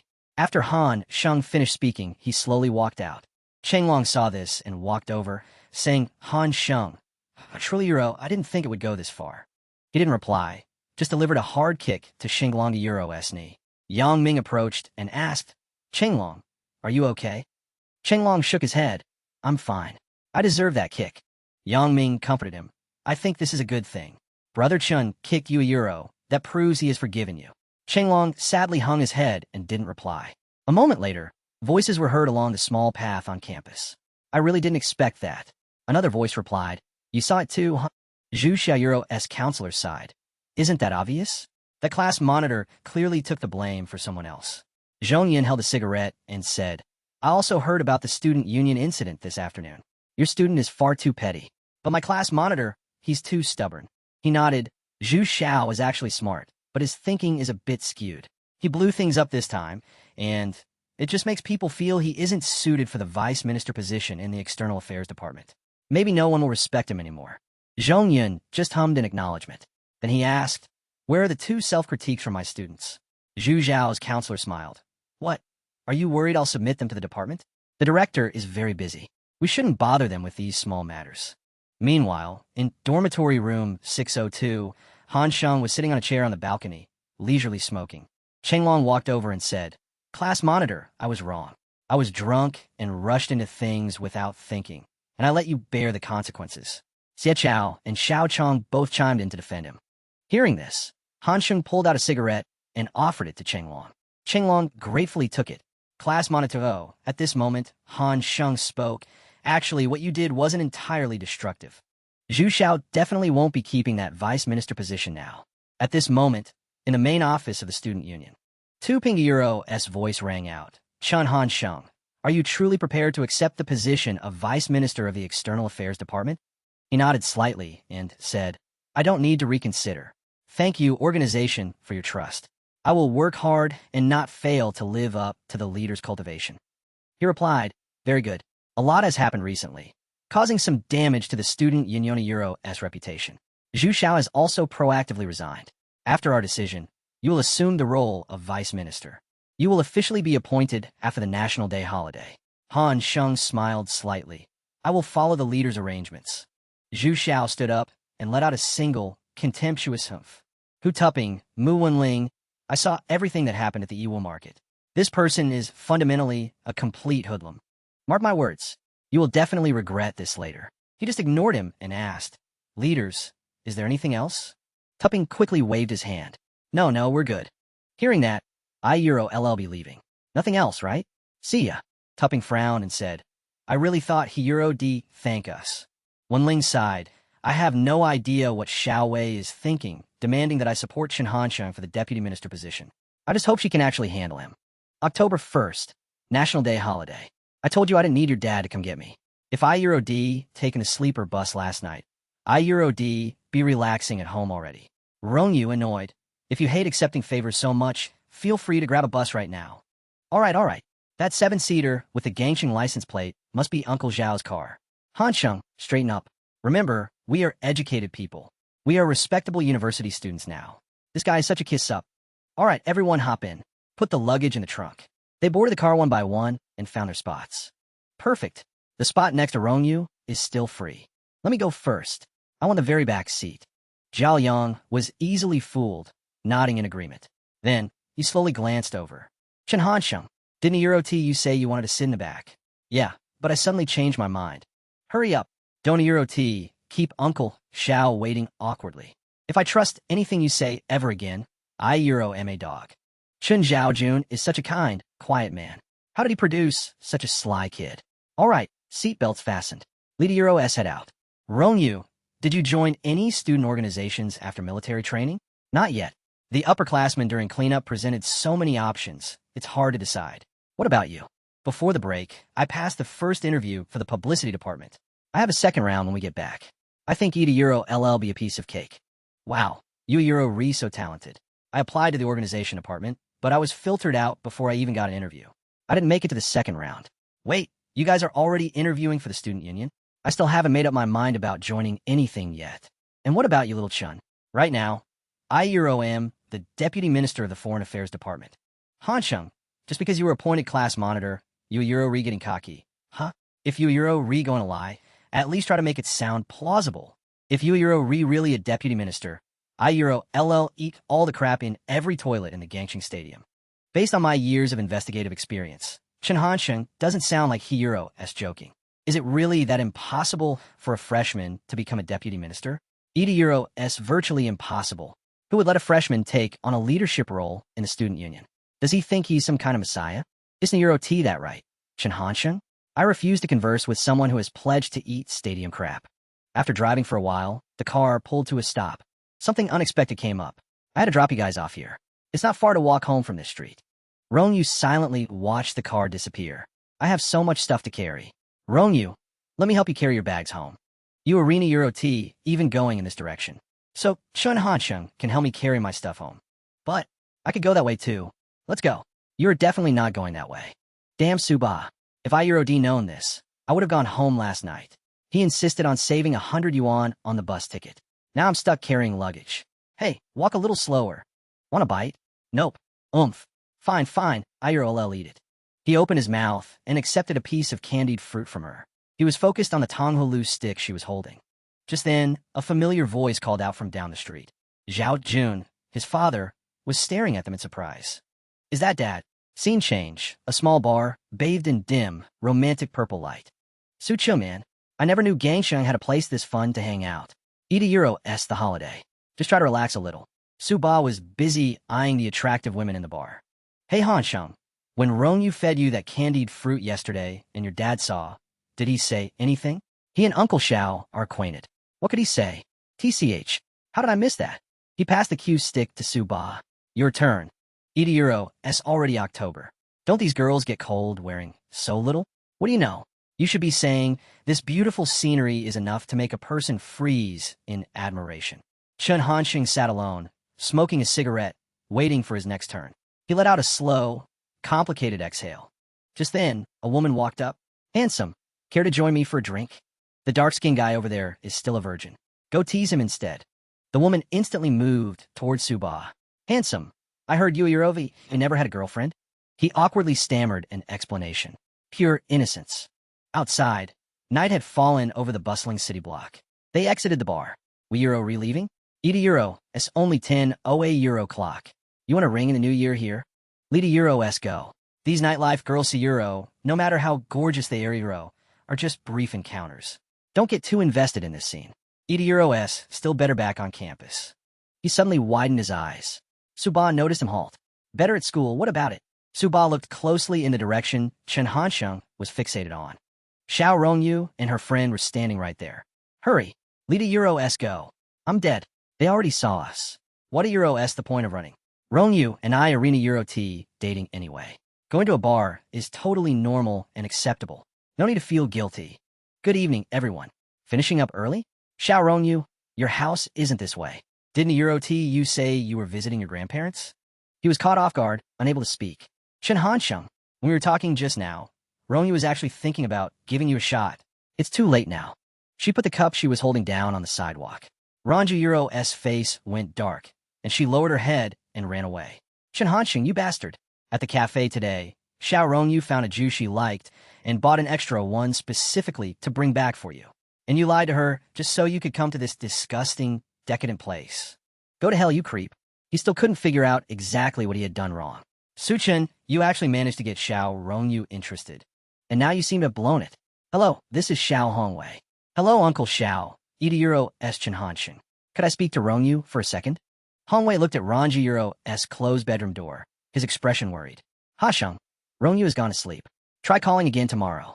He quietly hung up and walked away. The next morning, the phone rang again at Rongyu's house. Good morning, Uncle Xiao.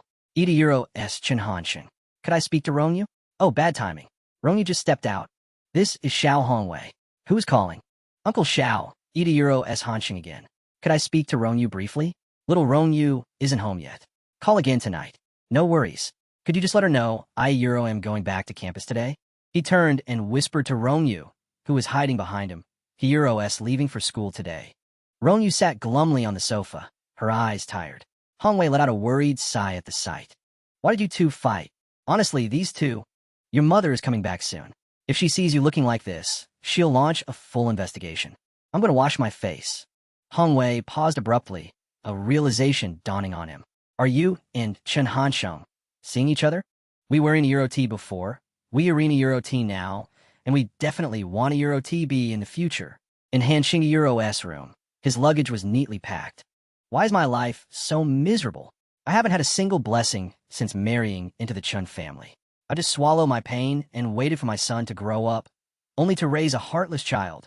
Mom, I Euro am the class monitor now. Sometimes my time isn't my own. It was a matter of necessity. His mother handed him some cash. Take this 1,000 yuan. I don't need money right now. You don't a Euro T need money? You just started school. How is that possible? I made 2,500 yuan somewhere else. So, I Euro am all set. Mom, Dad, I Euro am leaving now. Stay healthy, both of you. If you argue, just yell, don't a Euro T start hitting each other. She watched him leave, a slight worry in her eyes. Old Chun, are we getting old? Why would you say that? I feel like HanSheng doesn't need us anymore. He does the Euro T take money. He does the Euro T talk about his life. He has his own world now. Isn't the Euro T that a good thing? It means we have far less to worry about in the future. No, Theta Euro S not right. I need to see this boy settle down and have kids. Do you know anyone with a daughter? Let's get them married right after they graduate. His father suddenly fell into deep thought for a long time. Then he recalled the image of Rongyu feeding his son candy. He mumbled, I think I might know someone. Outside, the heavy rain was pouring down on the city. He walked alone in the rain, looking pensive. What bad luck. Just as he returned to school, the heavens opened up. At the same time, Shen Yosua was standing nearby, sheltering from the rain under an awning. Yosua looked up and suddenly noticed something. Chen HanSheng was right there in front of her, drenched in the downpour. She wondered why he had appeared here. Seeing him, she instantly remembered their beautiful shared memories. This made her flustered and embarrassed, her face turning completely red. Just then, HanSheng noticed something too. He glanced over toward Yosua, seeing that she intended to avoid him. He raised his voice and demanded she stop. He stepped closer to her. I'm not going to eat you. Why are you running away the second you see me? She blushed deep red and nervously denied it. He looked doubtful, clearly not believing a word she said. He suddenly invited her to dinner, making Yosua jump. Before hearing her answer, he stepped closer to her. What's wrong? You don't want to? This made her even more flustered and awkward. Yosua was shy and silent, unsure how to reply. Seeing this, HanSheng continued to persuade her. We're classmates. I Euro am in a bad mood today. So how about you treat me to a meal? Yosua stammered. W, what do you want to eat? He suggested they go eat hot pot together. Yosua cautiously asked, how much does that cost? He answered decisively. About 50 yuan. Hearing the figure of 50 yuan, Yosuwa looked stunned, her eyes welling up with tears. She apologized, saying she had something important to do back at the dorm, and Sheyuro D return afterward. With that, Yosuwa rushed off, umbrella in hand. A moment later, she returned. He was still standing there waiting for her, but he didn't see the umbrella she had before, so he asked about it. Yosuwa explained that her roommate needed it, so she lent it out. He frowned, annoyed, and scolded her. What about you? Don't you need it yourself? Yosuwa stammered nervously, explaining that she was already on campus, so she didn't need it much. He looked at her, trembling and utterly foolish, and wondered if he really was that scary. In the end, they had to share HanSheng's umbrella. He chastised her for walking too fast and standing too far away, causing her to get wet. Yosuwa was shy and could only obey what he said. A moment later, they arrived at cafeteria number 2. Their total bill for the two of them came to 53 yuan. Yosuwa looked reluctant, but still cautiously took out the money to pay for Tadayuro's meal. Seeing her sad expression, he guessed that she had returned to the dorm just to get the money. Yosuwa silently confirmed it. He was completely surprised that she didn't deny it and actually nodded in confirmation. The two found seats and ate dinner together. While eating, HanSheng suddenly stared intently at Yosuwa. He asked if she wasn't hungry, since she had been sitting there without taking a single bite. She shyly nodded and looked down at the piece of meat in her rice bowl. He asked, "Is this 53 yuan your entire living expense? What are you going to do later?" Yosuwa patiently explained that she still had 100 yuan left. She earned extra income working at the library and also worked part-time at the cafeteria at night, which helped her save money on food. He asked if she resented him for spending all her savings. Yosuwa immediately shook her head awkwardly. He stared intently at the girl across from him, looking as if he wanted to say something. Suddenly, he suggested, "How about you be my girlfriend?" Yosuwa froze, completely stunned. The rice bowl in her hand lost its balance and clattered onto the table. He looked guilty as he glanced at the dropped rice bowl. Then he quickly looked up to see Yujiro's reaction. Yosuwa's face was fiery red, her eyes were tearful, and her body was shaking, which completely unnerved him. Then, she choked up, "I only ate 2 bites of vegetables. Don't make me jump into a relationship right now." He was awkwardly taken aback by her dramatic reaction. He reassured her that they would just be friends first. Looking at the small girl in front of him, he explained, "I know right from wrong. I would never force anyone." Yosuwa remembered Lin Yu warning her not to get close to Chen HanSheng if she didn't want a relationship, because he seemed very interested in her. She secretly glanced at him, flustered by the current situation. Her secret glance was suddenly caught by HanSheng, making her blush even harder. To end the current atmosphere, Yosuwa stood up and said, "I'm going back first." HanSheng replied, "I am full too." Before leaving, he handed Yosuwa his umbrella. He also instructed her to make sure she cleaned the table before leaving. With that, he casually walked away. Yosuwa watched HanSheng's retreating back and let out a sigh of relief. She then noticed something on the table. There was an envelope on HanSheng's side of the table. She guessed he had carelessly forgotten it. She immediately called out loudly, "Hey, you didn't take this letter." But HanSheng had probably walked too far away and didn't hear a call. She looked at the letter, her face confused. On a beautiful morning, HanSheng's voice rang out. "Teacher Gua, I just arrived from the countryside and brought a pair of phoenix geese. I plan to bring them over for Jiehui and your wife to taste." Zhongyan offered to treat him to a meal as thanks. He politely responded, "That's too kind, Teacher Gua." Zhongyan called inside. "Jiehui, Chen's brother, the one you like, is here." Jiehui was happy to see HanSheng visiting. The little girl held HanSheng's hand and boasted, "I know Teacher Xiaowu's rules now." Hearing this, Zhongyan couldn't help but ask, "Rules? What rules?" He couldn't believe the little girl still remembered that. He decided he would buy her a small gift next time. Afterward, Teacher Guiro's family and HanSheng ate a meal together. After eating, he asked permission to leave. Zhongyan suddenly remembered something. He asked if HanSheng knew the female student Shin Yosuwa in their class. HanSheng confirmed, "Yes, I know her." "What?" He explained that her family situation wasn't good. Lin Yu tried to get her emergency student aid, but it didn't work out, so he asked HanSheng to look into it and help her. Hearing this, he was startled by Yosua's circumstances. Zhongyan looked doubtful, but HanSheng just said everything was fine and excused himself. October 8th. A bell rang from the room at the end of the hallway. HanSheng and his classmates were complaining about their studies. Lin Yu appeared and asked him to go with her for a moment. The two met to talk in the hallway next to the window. She challenged him about the letter he left behind when he ate with Yosuwa. What was his intention? He was worried, wondering how the letter ended up in Lin Yuiro's hands. He teased her. Don't play games between us. We both understand each other well enough to know what a Euro S, what, like we arena Euro T, wearing clothes. Hearing this, Lin Yu blushed and yelled, "You scoundrel." Then she told him, "Yosua asked me to give this to you." He was surprised. Did Yosua open it? He immediately got a clear answer from Lin Yu. She didn't open it. I did. He asked her, "If you opened it, why are you here looking for me?" Lin Yu fiercely warned HanSheng that he could pursue anyone he wanted, but he shouldn't cause trouble for Yosua. He spoke seriously. How could I possibly cause trouble for Shun Yosua? Lin Yu was furious, impatiently scolding him. Giving Yosua 500 in a row. You are insulting her. He swore seriously to Lin Yu that he would not harm Yosua. If she didn't agree, he wouldn't pressure her. Lin Yu was skeptical of HanSheng's vow, but she turned away, not wanting to argue with him. She just asked that he absolutely be worthy of everyone's trust. HanSheng thought she was being overly nosy. With that, he lit a cigarette right in front of Lin Yu. HanSheng guessed, "You probably haven't dated anyone yet, have you?" His comment clearly bothered Lin Yu. He continued teasing that he would introduce her to his roommate, making her blush with anger and turn away. After walking a few steps, Lin Yu suddenly stopped. She turned back to look at HanSheng and, on behalf of the class, suggested that everyone needed a co-ed gathering to enhance class solidarity. HanSheng thought this was a great suggestion. They couldn't let everyone study together for 4 years without even knowing each other's names. Then he remembered the bachelors in dorm 602 Euro. It was time they found girlfriends.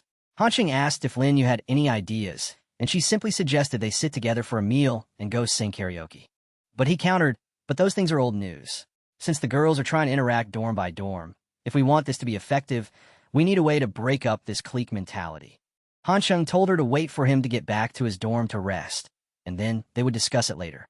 Lin Yu agreed and started to walk away, but HanSheng called her back. She might be done talking to him, but he still had something to say to her. HanSheng pondered, searching for the right words to say. "Why didn't you tell me you applied for the hardship grant for Shinyuju? Tell me honestly." Lin Yu, startled, didn't know how to reply. He reminds her, "We promised long ago, Euro. If you couldn't handle it, I would step in. Euro es good to be ambitious and have self-respect, but you can't Euro T let your ego interfere and hold up something this important." Pouting, I was going to the youth league committee office myself after class. Maybe this time I would have succeeded. Fine. After class, we'll go together and see what's going on. A sigh of resignation. Back in class, Lin Yu tells Shin Yuju that Chen HanSheng found out everything from Teacher Hua, and he insists on going to the committee office with us. Shin Yuju looks surprised and anxious. Yuju glances up and spots something outside the door. Chen HanSheng is standing right outside, staring in. Their eyes meet, and she instantly flushes and ducks her head onto the desk in embarrassment. Her cheeks are burning red. She is completely flustered. Knock, knock. Chen HanSheng, Shun Yuju, and Lin Yu arrive together to find Teacher Yu Yueping. Chen HanSheng takes a quick look around the office. Teacher Yu Yueping asks Lin Yu why she's back. Didn't I tell you? Reviewing Shun Yuzhua Euro's file takes time. Her supporting documents are incomplete, and we still need to contact the relevant government departments for verification. Lin Yu quickly asks, "How much longer will it take?" He replies, "I can't say for sure, but the school will definitely grant the poverty aid." Anxiously, angrily, "I gave you the documents before the holiday. You promised to expedite the review. Why are you suddenly saying it hasn't been decided yet?" Sternly, "The school has its regulations, and the finance office has theirs. Students, you must understand how these systems work." All three fall silent, feeling awkward as they stare at him after that explanation. Lin Yu glances at Chen HanSheng. "This time, I absolutely won't let him think less of me." She rattles off Yoju's situation. Everyone knows her family is struggling. Every day, she only eats 3 cents worth of risotto. The soup is always free. Shun Yuju works part-time at the library until 10 o'clock every night. Now, she's even asking for extra shifts at the cafeteria just to save money on meals. Lin Yu slams the table in frustration. "Teacher Yu, these are facts that anyone can verify." Yu Yueping remains silent, completely unaffected by her emotional plea. Lin Yu grits her teeth, trembling with rage. "Slam! Look at you! Do you even deserve to be called a teacher?" She yells, stunning everyone. Stung by her accusation, he yanks open his desk drawer and starts digging through it. Yu Yueping furiously grabs his official stamp and slams it down. "Since Yu Euro Re so determined, Lita Euro S be decisive. Here, take the seal. You could be the one responsible for the approval process." They start yelling at each other. Hu Lingyu reaches for the seal, but Chen HanSheng grabs her, urging her not to do anything reckless. She shrugs him off. Chen HanSheng, don't interfere. Didn't you say you like Shin Yuju? Then you should be supporting us. Flustered, we apologize, Secretary Yu. We just need a moment to calm down. I promise I will apologize properly later. With that, Shin Yuju and Chen HanSheng drag Hu Lingyu out of the office, despite her struggling. Out on the steps, he asks her, "Are you calm yet?" Frustrated, crying, Yuju meets every requirement. Why won't that old fossil approve it? Shin Yuju tries to soothe her. Then let's just drop the application. Let's stop here. Hu Lingyu frets. But what are you going to do then? Shin Yuju smiles gently. Don't worry. I'll manage. Chen HanSheng lets out a long, weary sigh. He tells Hu Lingyu, bring Shin Yuju's documents to me. Let me see them. She looks doubtful. You think you can handle it? I can't guarantee anything. But if you had just given me the documents earlier, this whole process probably would have been much simpler. Hu Lingyu argues back. Even if you had been involved from the start, you couldn't have done anything. That old teacher just doesn't want to follow the regulations. HanSheng knows Yu Wepping understands the rules perfectly well. Eda Euro S Hu Lingyu who do S ni Euro T understand the way things work inside an office, constantly making things worse. A moment later, just as promised, Chen HanSheng returns to the Youth League Committee office. He bows low. Secretary Yu Wepping, I am Chen HanSheng, Class Monitor of Community Management, Class 2. My classmate didn't understand the circumstances and acted rashly out of frustration. Please, sir, don't take it to heart. Yu Wepping nods solemnly, accepting the apology. Chen HanSheng glances over at the bookshelf in the office, noticing something specific. The bookshelf is a mess. Books and files are stacked haphazardly. As he works, Yu Wepping glances over, watching Chen HanSheng meticulously organize the books onto the shelf. After finishing, he grabs a broom and sweeps up the piles of dust and debris from the floor. As he sweeps, he turns his head toward Yu Wepping with a tentative smile, silently asking if he minds. Yu Wepping waves his hand, indicating it's okay. So he continues, sweeping the floor and then mopping it. Once the floor is spotless, he pours a cup of tea for Secretary Yu, trying to smooth things over. A significant amount of time drifts by. Yu Wepping stands up and announces, Student, I need to go eat now. Chen HanSheng immediately catches his drift. Yu Wepping then walks out and slams the door shut, leaving Chen HanSheng standing there, dumbfounded. Time drags on. Before long, Eda Euro S already 2 in the afternoon. Chen HanSheng reappears at the Youth League Committee office, holding a wrapped package. Yu Wepping frowns. Why are you back? Don't you have class? Chen HanSheng replies calmly. I don't have classes this afternoon. Yu Wepping says sternly, fine. You cleaned my office thoroughly this morning. If you don't have class, go back to your dorm and get some rest. But HanSheng just smiles. I only swept the floor this morning, sir. I haven't wiped down the filing cabinets yet. He immediately gets back to work. Yu Wepping thinks to himself, let him. We'll see how long this persistence lasts. A few hours later, around 5:30 in the evening, as the afternoon sun begins to set, he walks over to HanSheng and says, you don't need to come back tomorrow. The cabinets are spotless now, not a speck of dust. Chen HanSheng insists, still smiling. There's still some spots, sir. This afternoon, I only cleaned the outside of the cabinets. I haven't gotten to the inside of the drawers. Just as expected, the following morning, Chen HanSheng shows up at the office again to continue cleaning. Chen HanSheng maintains this routine right up until the third day. By the fourth day, Yu Wepping Euro's patience has completely worn thin. He stands up. He turns toward the student. What did you say your name was? Chen HanSheng happily replies, I am Chen HanSheng, Class 2, Community Management, Faculty of Humanities and Social Sciences. Yu Wepping asks if he smokes and offers him a cigarette. Chen HanSheng politely lights Yu Wepping's cigarette for him. The two men face each other, smoking quietly, each lost in thought. Yu Wepping wants to confirm the difficult circumstances of Shin Yuju. Chen HanSheng answers seriously. It truly is extremely difficult. Her parents died young. She's lived with her grandmother since she was a child, but the grandmother can't work because of her health. Shin Yuju minimizes her living expenses to the extreme. She only eats plain rice, rarely buys the shishiro. At best, she gets a bowl of free soup. Her entire monthly budget is less than 50 yuan. After hearing his detailed explanation, Yu Wepping puts out his cigarette and falls into silent contemplation. Now Yu Wepping finally understands.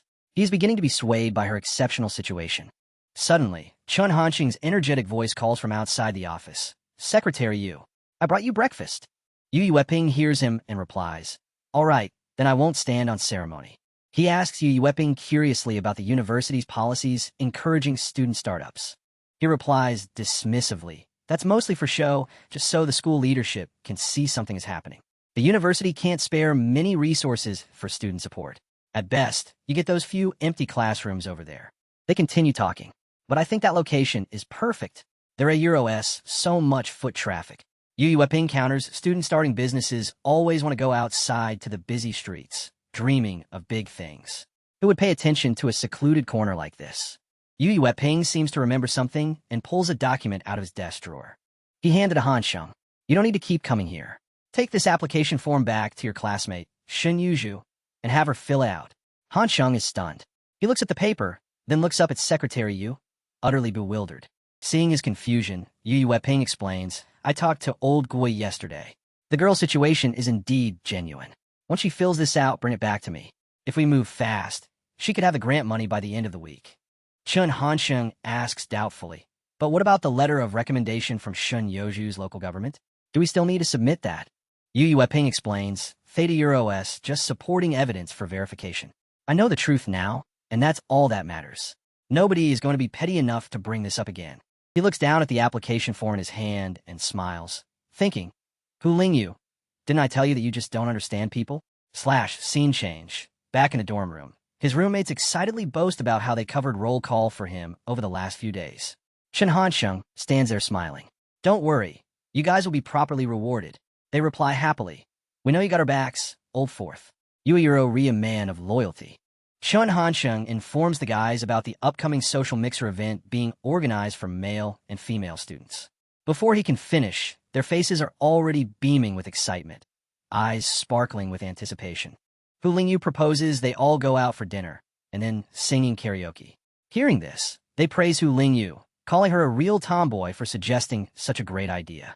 Suddenly, Chen HanSheng interjects, but I don't agree. As soon as he says this, they are horrified. Brother Chen, are you losing it? Why wouldn't you agree? He hastily explains, see? This is why I say you're all a bunch of overgrown kids.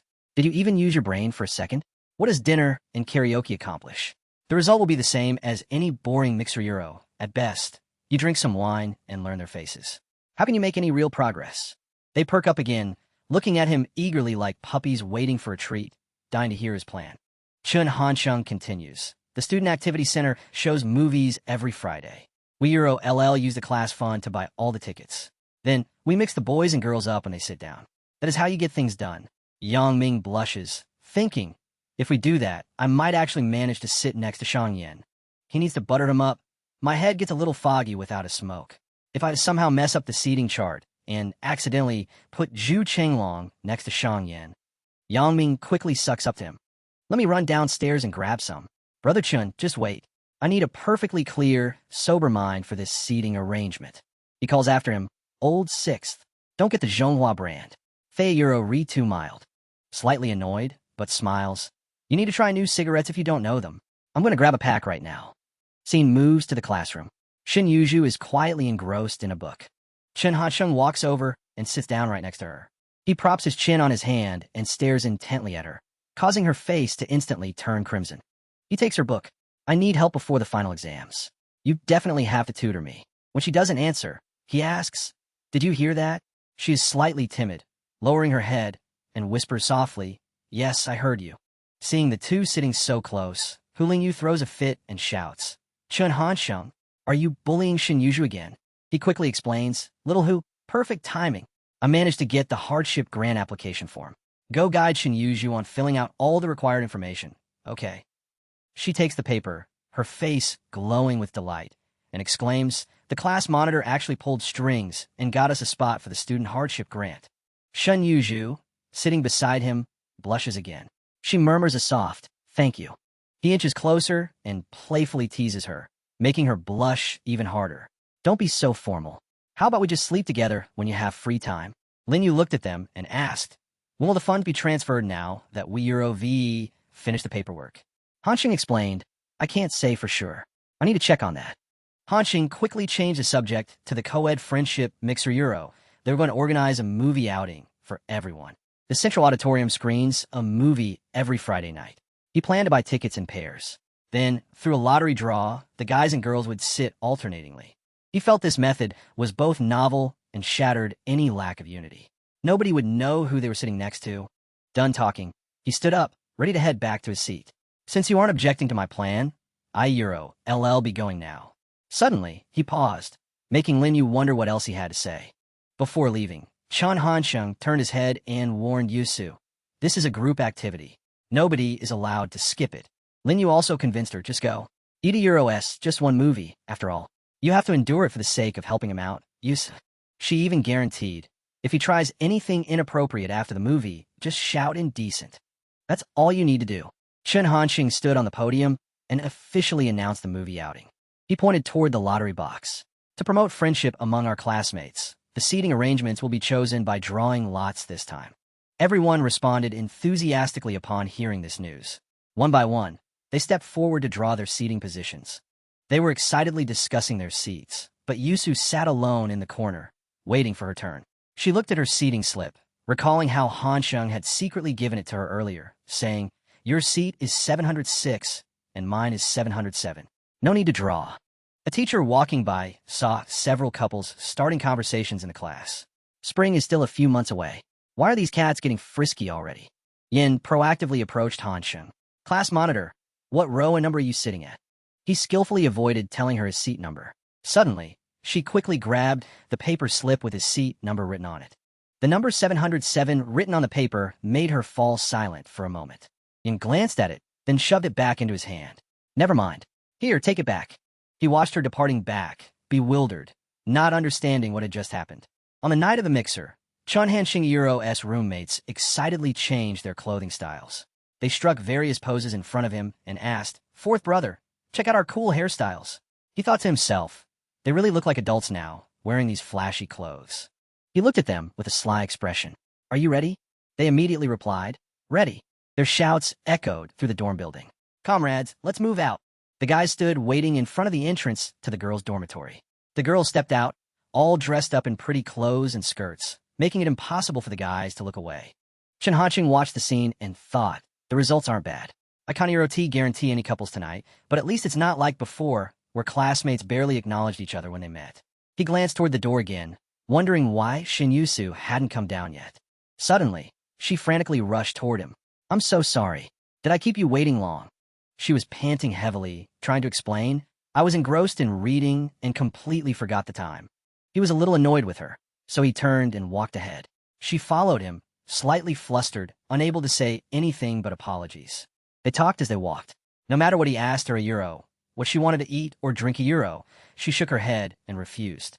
Upon reaching the cinema entrance, he told Shinyusu to go inside and wait for him for a moment.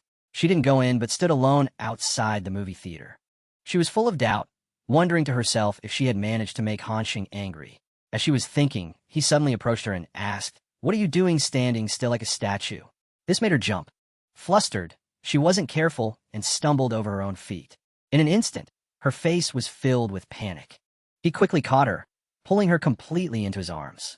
Yusu blushed deeply as she heard HanSheng's voice whispering in her ear from behind. "You need to be more careful." He finished speaking, took her hand, and started walking while muttering, "You're so clumsy. Come on, I'll lead the way." The big screen had already started the movie. In front of them, rows upon rows of spectators filled the seats. He glanced at the movie playing and sighed softly. "I know this plot by heart, but I still have to pretend am seeing it for the first time." He looked over at Yusu, who was completely focused on the film. He thought, this girl won't even splurge on meat, yet she has such meaty arms. If Yueping knew the scholarship student looked like this, I'd be screwed. I guess as long as the natural talent is good, a poor background doesn't really matter. Sensing HanSheng staring at her, she turned her head toward him. HanSheng pretended not to notice and deliberately let his hand brush hers.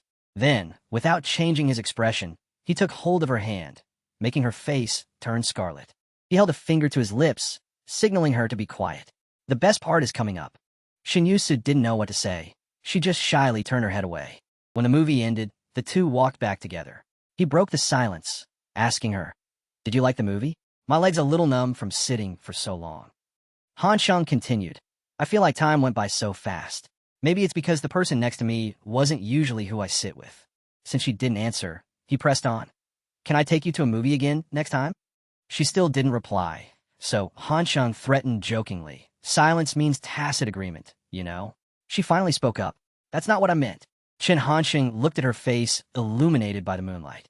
Her face was enchanting right then. Her fluffy brown hair and wide, sparkling eyes stared back at him in astonishment. For a moment, he was utterly captivated. Suddenly, a jogger ran past and accidentally shoved HanSheng, pushing him towards Yusu. Before he could react, and under her bewildered gaze, his lips touched her forehead. HanSheng had given Yusu a kiss. The jogger ran off, leaving behind a quick apology.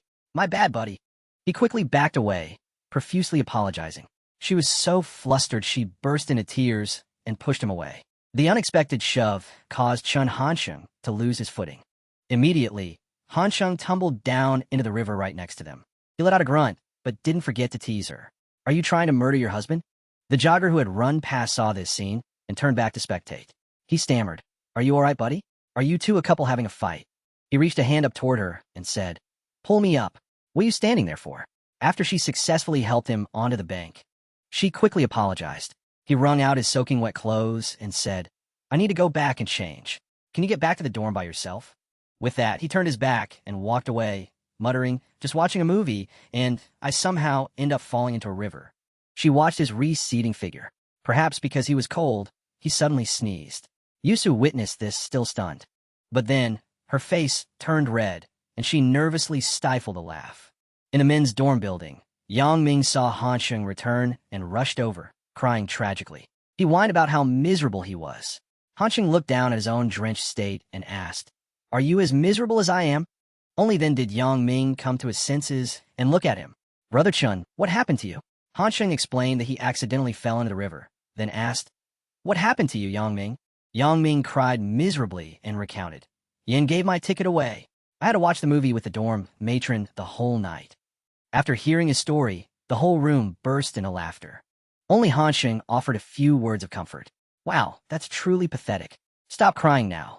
Early the next morning, Yang Ming, still reeling from yesterday's heartbreak, was singing mournfully and loudly throughout the dorm.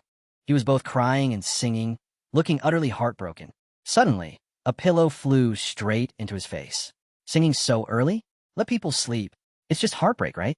Wiping away his tears, Yang Ming replied to the angry HanSheng, You don't understand Yan's good qualities. HanSheng irritably shot back. Fine, tomorrow I'll ask Lao Yang and Xiao Chong to go to the internet cafe to play StarCraft with you. Quan Nan, looking up from below, said to him, Brother Chun, just leave him alone. Heartbreak isn't a small thing. I heard a girl at the school across the street got dumped and jumped from the 3rd floor. HanSheng was stunned and nervously asked, The 3rd floor? He replied, It was the girl's dorm. Luckily, she only suffered minor injuries. I heard she broke up with her boyfriend. Suddenly, HanSheng's eyes widened. He felt a stab of guilt, and his heart filled with dread. HanSheng quickly jumped out of bed. Quan Nan looked at him curiously. Brother Chun, aren't you sleeping anymore? It's not even 8 a.m. He ran off so fast he didn't even have time to put on socks. He ran to the dormitory building of the neighboring school. Excuse me, I'm looking for Xiao Rongyu in room 303. HanSheng claimed to be Xiao Hongwei when announcing himself to the dorm staff. The dorm monitor called the room. Xiao Rongyu, a Xiao Hongwei is downstairs looking for you. After a long while, Rongyu walked out of the dorm. She was confused, wondering why did Dad come to the university without saying anything. HanSheng called out from the side. Rongyu, stop looking. She turned her head and saw him. I just borrowed Uncle Zhao's name for a moment. Rongyu was irritated. She turned around, intending to leave, throwing a single word over her shoulder. Scoundrel. HanSheng rushed forward to block her way. If there is a misunderstanding, let's just talk it out. She pouted angrily. Go talk to that big sister at the bar. Seeing Rongyu like that, HanSheng grinned with a shameless expression. Fine, you can go upstairs then. Tomorrow, I'll hang a banner right below your room. You wanted to write, Xiao Rongyu, don't worry about college. I will raise her child until they grow up. Rongyu's face turned beet red with shame. She loudly yelled, You despicable scoundrel. She sighed and told him to hurry up and say what he needed to so she could go back inside. HanSheng let out a sigh and began to explain, That day, I called you, but you didn't answer any of my calls. I never got a chance to explain. Rongyu listened impatiently as he continued. That day, Wang Ziba's parents had a fight, and he wanted to find a place to unwind. She was full of suspicion and quickly countered, "Are you telling me that Wang Ziba called you to the bar that day?" Chen HanSheng promised seriously, "Look, he brought it up, but I picked the spot. I messed up too. We shouldn't have gone somewhere like that." Xiao Yu pressed, interrogating. "So, what exactly were you two doing?" He stammered, "We just play girls?" "Wait, no. We played pizza." He confidently told her to call Ziba right now and confirm it. Her anger cooled, but she still eyed him with deep suspicion. Xiao Yu turned her back on him, refusing to engage further. She stopped after 3 steps, hesitant, clearly wanting to say something. Xiao Yu gathered her nerve. "Chen HanSheng, tomorrow, you're coming with me to the library to study. 7:30 a.m. Don't you dare be late." She finished, blushed fiercely, and then bolted, leaving him utterly bewildered. He stood there alone, a massive question mark floating above his head. The next day, Chen HanSheng showed up at the girls' dormitory gate to wait for Xiao Yu, just as planned. "Why 7:30 a.m.? What exactly is her master plan here? I'm highly suspicious." He glanced at the guys nearby, assuming they were here, waiting to buy breakfast for their girlfriends. Then, he saw Xiao Yu walking out of the dorm entrance. She was dressed simply, but there was no way to hide her stunning looks. He looked over, seeing those guys staring at her, unable to tear their gaze away, and he smirked internally. 1 second later, they all lunged toward her, competing to hand over breakfast, leaving him utterly dumbfounded. One guy, trying to be unique, put his breakfast on a nearby table and declared, "I put breakfast here. Whoever eats, it is up to them." He looked straight at her and announced, "You may reject me today, but there will be a tomorrow." Before he could finish, he saw HanSheng pick up a bun and start munching. He yelled furiously, "Who the hell are you? Why are you eating my bun?" HanSheng shrugged coolly. "You literally just said, 'Whoever eats, it is up to them.'" The guy froze, then scolded HanSheng for not asking permission before taking food. Pressing his luck, HanSheng followed up, "So, can I drink this soy milk too?" Xiao Yu yanked him away, chastising him for completely destroying her reputation. The rivals just stood there, completely dumbfounded by the sight. A little later, they were both settled in the library. Xiao Yu asked HanSheng, "Aren't you even curious about who those guys were?" She expected him to ask. He asked who they were. Xiao Yu snapped irritably. "That question has zero sincerity. I'm not answering that." Xiao Yu tossed a bag at him. "I'm going to grab some books. Stay here and hold our seats." He sat glumly in a corner of the library. She found several management books related to his major on the shelf. HanSheng said, "Xiao Yu, I'm not reading that stuff. Let's go look for some material about law instead." Xiao Yu asked curiously, "You're not a law student. Why do you need those materials?" He replied, "I told you want to make money during college. If you want to start a venture, you can skip management books, but you can't afford to be ignorant of the law." He grinned again and teased her. "Honestly, I don't have the patience to study all that. When the time comes, I'll just ask a law major senior for help. If I can't afford to pay, I'll just pay with my assets." The two of them sat and studied. The atmosphere was strangely, intensely quiet. HanSheng glanced up at the strange young man sitting in the far corner. HanSheng and Xiao Yu had a brief chat about the many guys who had confessed their feelings to her. He looked slightly irritated. "So, you dragged me here just to use me as a human shield? Even forcing me to show up early was part of your plan." Xiao Yu flashed a brilliantly sunny smile. "You got it." Chen HanSheng shot up.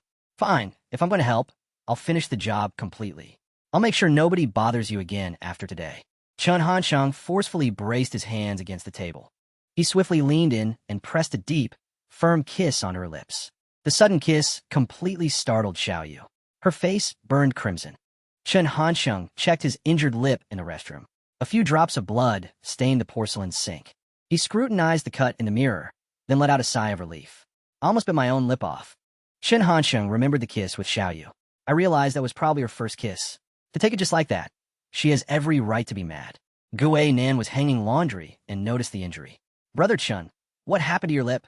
Chen HanSheng brushed it off. "Nothing. Just accidentally bit myself." Gue Nan wasn't suspicious, just warned him, "Watch out next time, okay? Also, we have a required class this afternoon. They're taking attendance. Don't skip." Just then, the phone rang. Chen HanSheng quickly darted to the phone. "That call's for me." His hasty behavior caught Gue Nan's eye. A clear voice came through the dorm phone. "Hello, I'd like to talk to Chen HanSheng." He answered right away, speaking. It was Xiao Yu calling. She asked awkwardly, "How's your lip?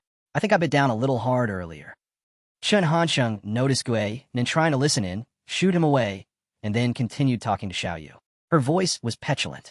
"Next week, I have to go downtown for a doctor's appointment. You have to come with me." Chen HanSheng smoothly replied. I'm still tied up with a tight schedule, so I can't promise. Gue Nin snickered silently. Brother Chun is truly blessed. A girl actually bit him. Scene shift. Inside the lecture hall. A girl's voice excitedly called out, "Oh Chu." Linyu leaned on the table, her eyes bright.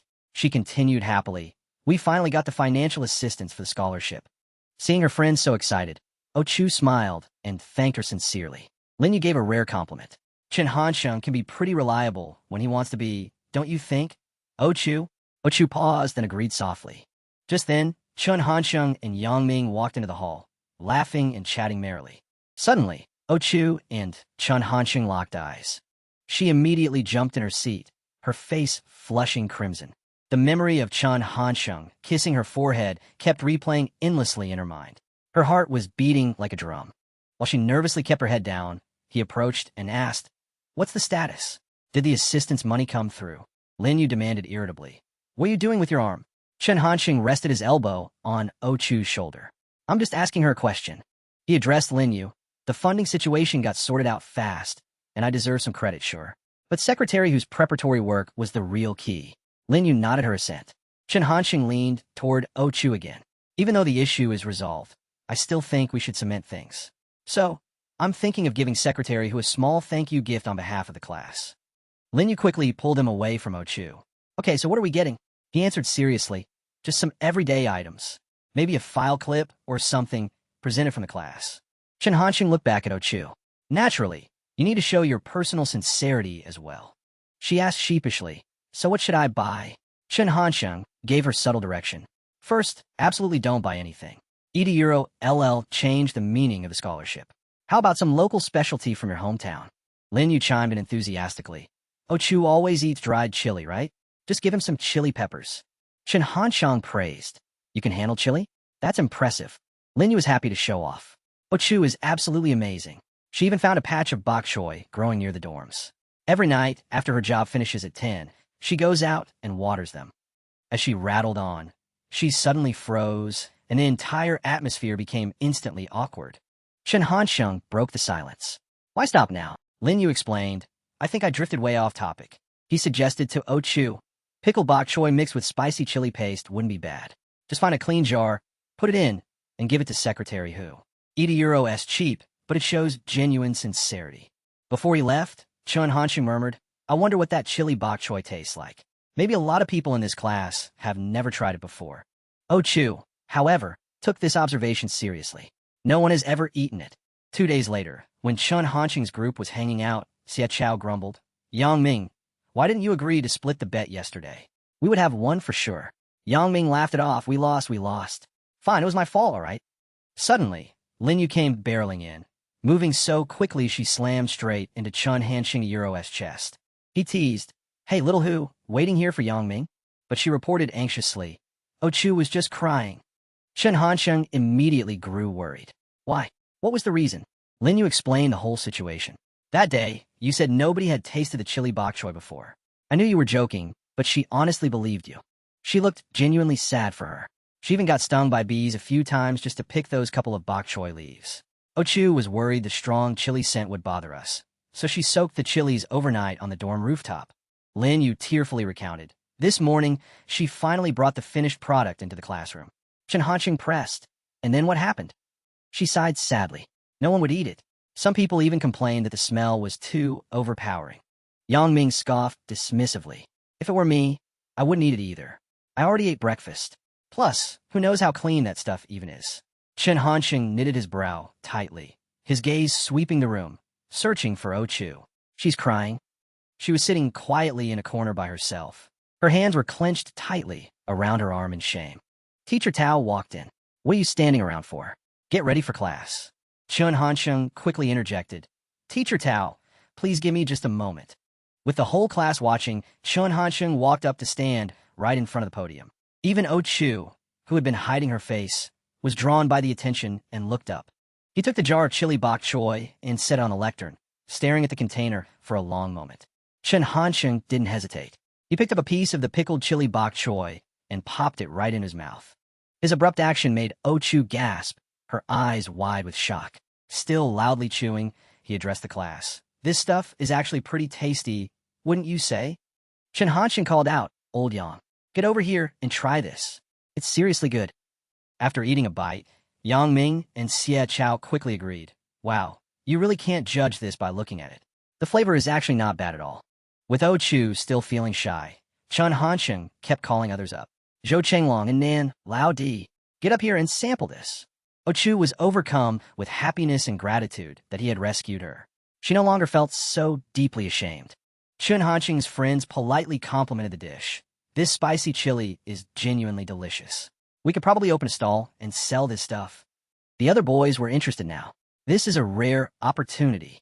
Girls, come over and try some too. Oh Chu was so moved her eyes instantly welled up. 2 lines of hot, grateful tears tracked down her cheeks, but she quickly wiped them away, feeling comforted by Chen HanSheng's presence. Scene shift. On a nearly empty bus, the vehicle rolled slowly forward. Xiao Yu and Chen HanSheng sat in the back row. She thought shyly to herself, does this count as our first official date? Her cheeks were flushed with shyness. Xiao Dongyu thought, this is nothing like what I pictured. And why is this a 3-person date? I remember Chen HanSheng saying his counselor had an emergency and asked him to babysit his daughter. Meanwhile, Jia Hui cheered excitedly. I finished writing it. Xiao Dongyu asked curiously, Jia Hui, what did you write? The little girl happily declared, these are Miss Xiao Wu's rules. That nearly made Chen HanSheng choke on his beef water. Faced with Xiao Dongyu's skeptical stare and Jia Huiro's innocent accusations, Chen HanSheng wisely played dumb. Xiao Dongyu immediately looked displeased. She pinched his arm. Luckily, an announcement saved him. Janya Center. Passengers getting off, please exit quickly. Chen HanSheng thought, I really am terrified of these 2 little devils. Time to get out. They arrived downtown, a densely packed area of tall buildings and people. Holding Jia Hui's hands, the 3 of them looked just like a family. Chen HanSheng cautioned, Euro too crowded. Let's buy what we need fast and leave. There are Euros, nothing much else here. Xiao Dongyu shook her head. We hardly ever come all the way out here. Euros grab a bite, and then we LL figure out where to go. Her eyes sparkled. Zicken has ice cream right over there. Euros get some. He objected helplessly. The line is huge. We'll go somewhere else. But how could Chen HanSheng possibly refuse when facing the shimmering eyes of both Jia Hui and Xiao Dongyu? He resigned himself to fate and walked to the back of the queue. Fine, I surrender to you both. They happily high-fived in victory. Xiao Dongyu enjoyed her ice cream, her face glowing beautifully. Chen HanSheng trailed behind, amused yet resigned. He thought, the big one is sweet, the little one is adorable. I am the only one suffering here. Xiao Dongyu and Jia Hui enthusiastically wandered from shop to shop, picking out countless outfits. Chen HanSheng yawned tiredly. Shopping with girls really is exhausting. He asked her, have you decided what you want? Xiao Dongyu sighed. I want to buy them, but November is almost here. I won't be able to wear any of these cute clothes when it gets cold. The saleswoman quickly chimed in. Looking for winter clothes? We are about to get hit by a cold front, so you definitely need to stay warm. Why don't I show you our new stock? The clerk enthusiastically suggested. Please check out our new down coats. They're the latest, most fashionable design. Your girlfriend is so beautiful and has such a perfect figure Euro. This is practically custom-made for her. Hearing the words girlfriend, Xiao Dongyu blushed so hard her heart started pounding wildly. She tried to sound calm. This down coat comes in both men's and women's styles. How about we get matching ones? Chen HanSheng declined. I don't need new clothes. Just buy one for yourself. The saleswoman, eager to make a sale, cut in. I really think you both should get one. You look like a real couple walking down the street. You match perfectly. Chen HanSheng finally gave in. All right, I guess LL take one as well. Xiao Dongyu eagerly asked. Which color do you think is the prettiest? The clerk enthusiastically suggested light pink. Chen HanSheng only picked a plain black one. Xiao Dongyu then instructed. I'm going to try it on now. You watch Jia Hui. At this moment, the saleswoman's words caught Chen HanSheng's attention. You two definitely have an eye for quality. These down coats are going to sell out fast with this year's cold snap. Euros supposed to drop below 0 in November. Just the thought of it is chilling. Euro, he remembered his past life. I recall how bitterly cold it got that freshman year. More than half my classmates ended up sick with the flu. Thinking of Osua's struggles, worry overwhelmed him. How did she even survive that year? He immediately asked the clerk, do you ship packages from this store? She replied, we do, but you have to pay for the item first. Chen HanSheng felt a little awkward. Paying up front is fine. I also think the turquoise blue one is quite nice. I want to buy another one, but this has to be kept secret. The saleswoman was thrilled. You want to surprise your girlfriend, so you're re-hiding the purchase from her, right? Chen HanSheng pretended to nod, but inside he felt immediately guilty.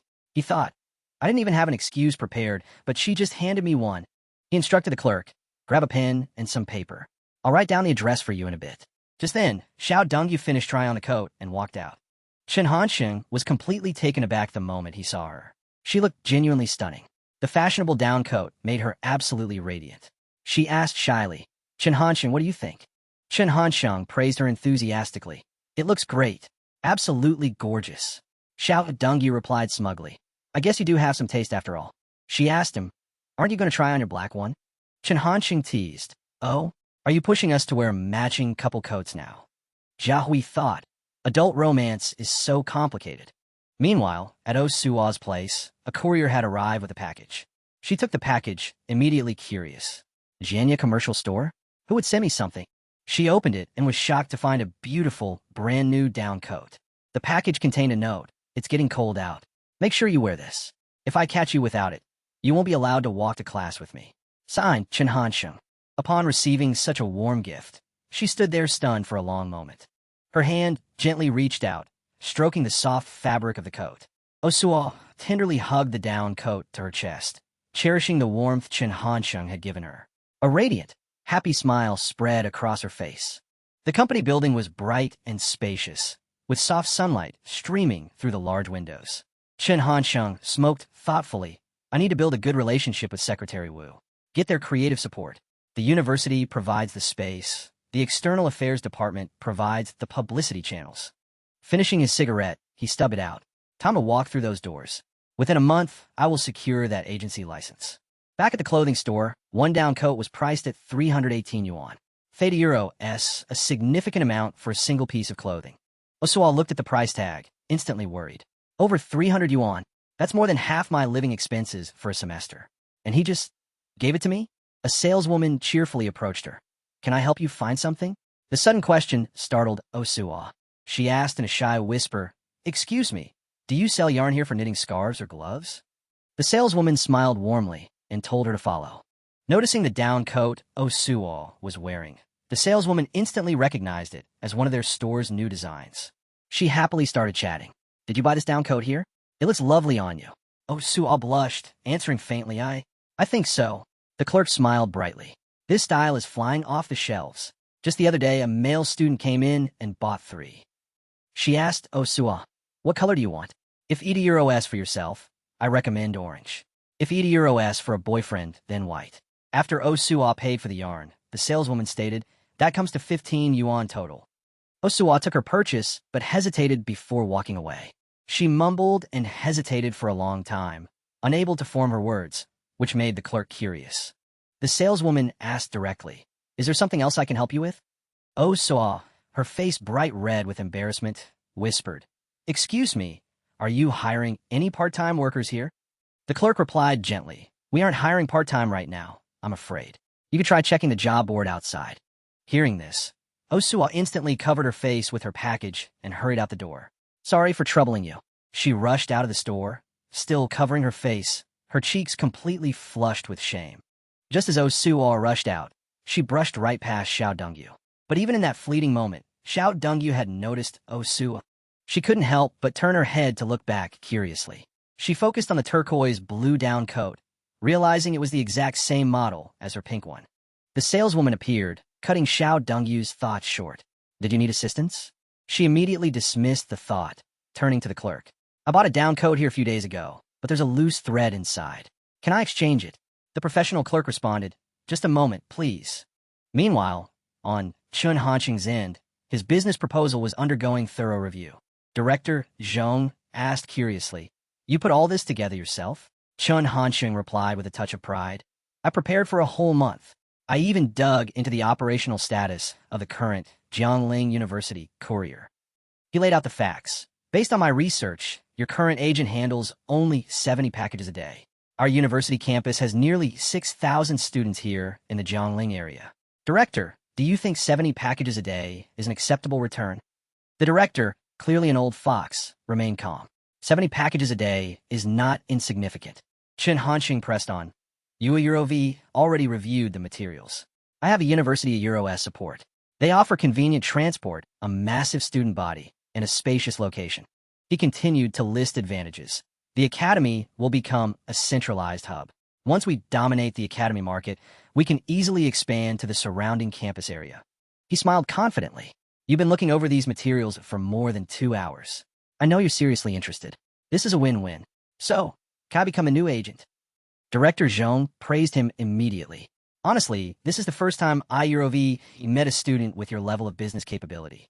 He summarized, I've reviewed all the regulations and data. It's not just big talk. The plan is highly feasible. Chen HanSheng replied with 10 tenths of confidence. So, you will? Director Zhong affirmed decisively. Therefore, you are our new agent starting now. You will take over all delivery services for the academy. He continued the discussion. Let's sign the contract. Then I'll come to your school to conduct a site inspection. Here, take this phone.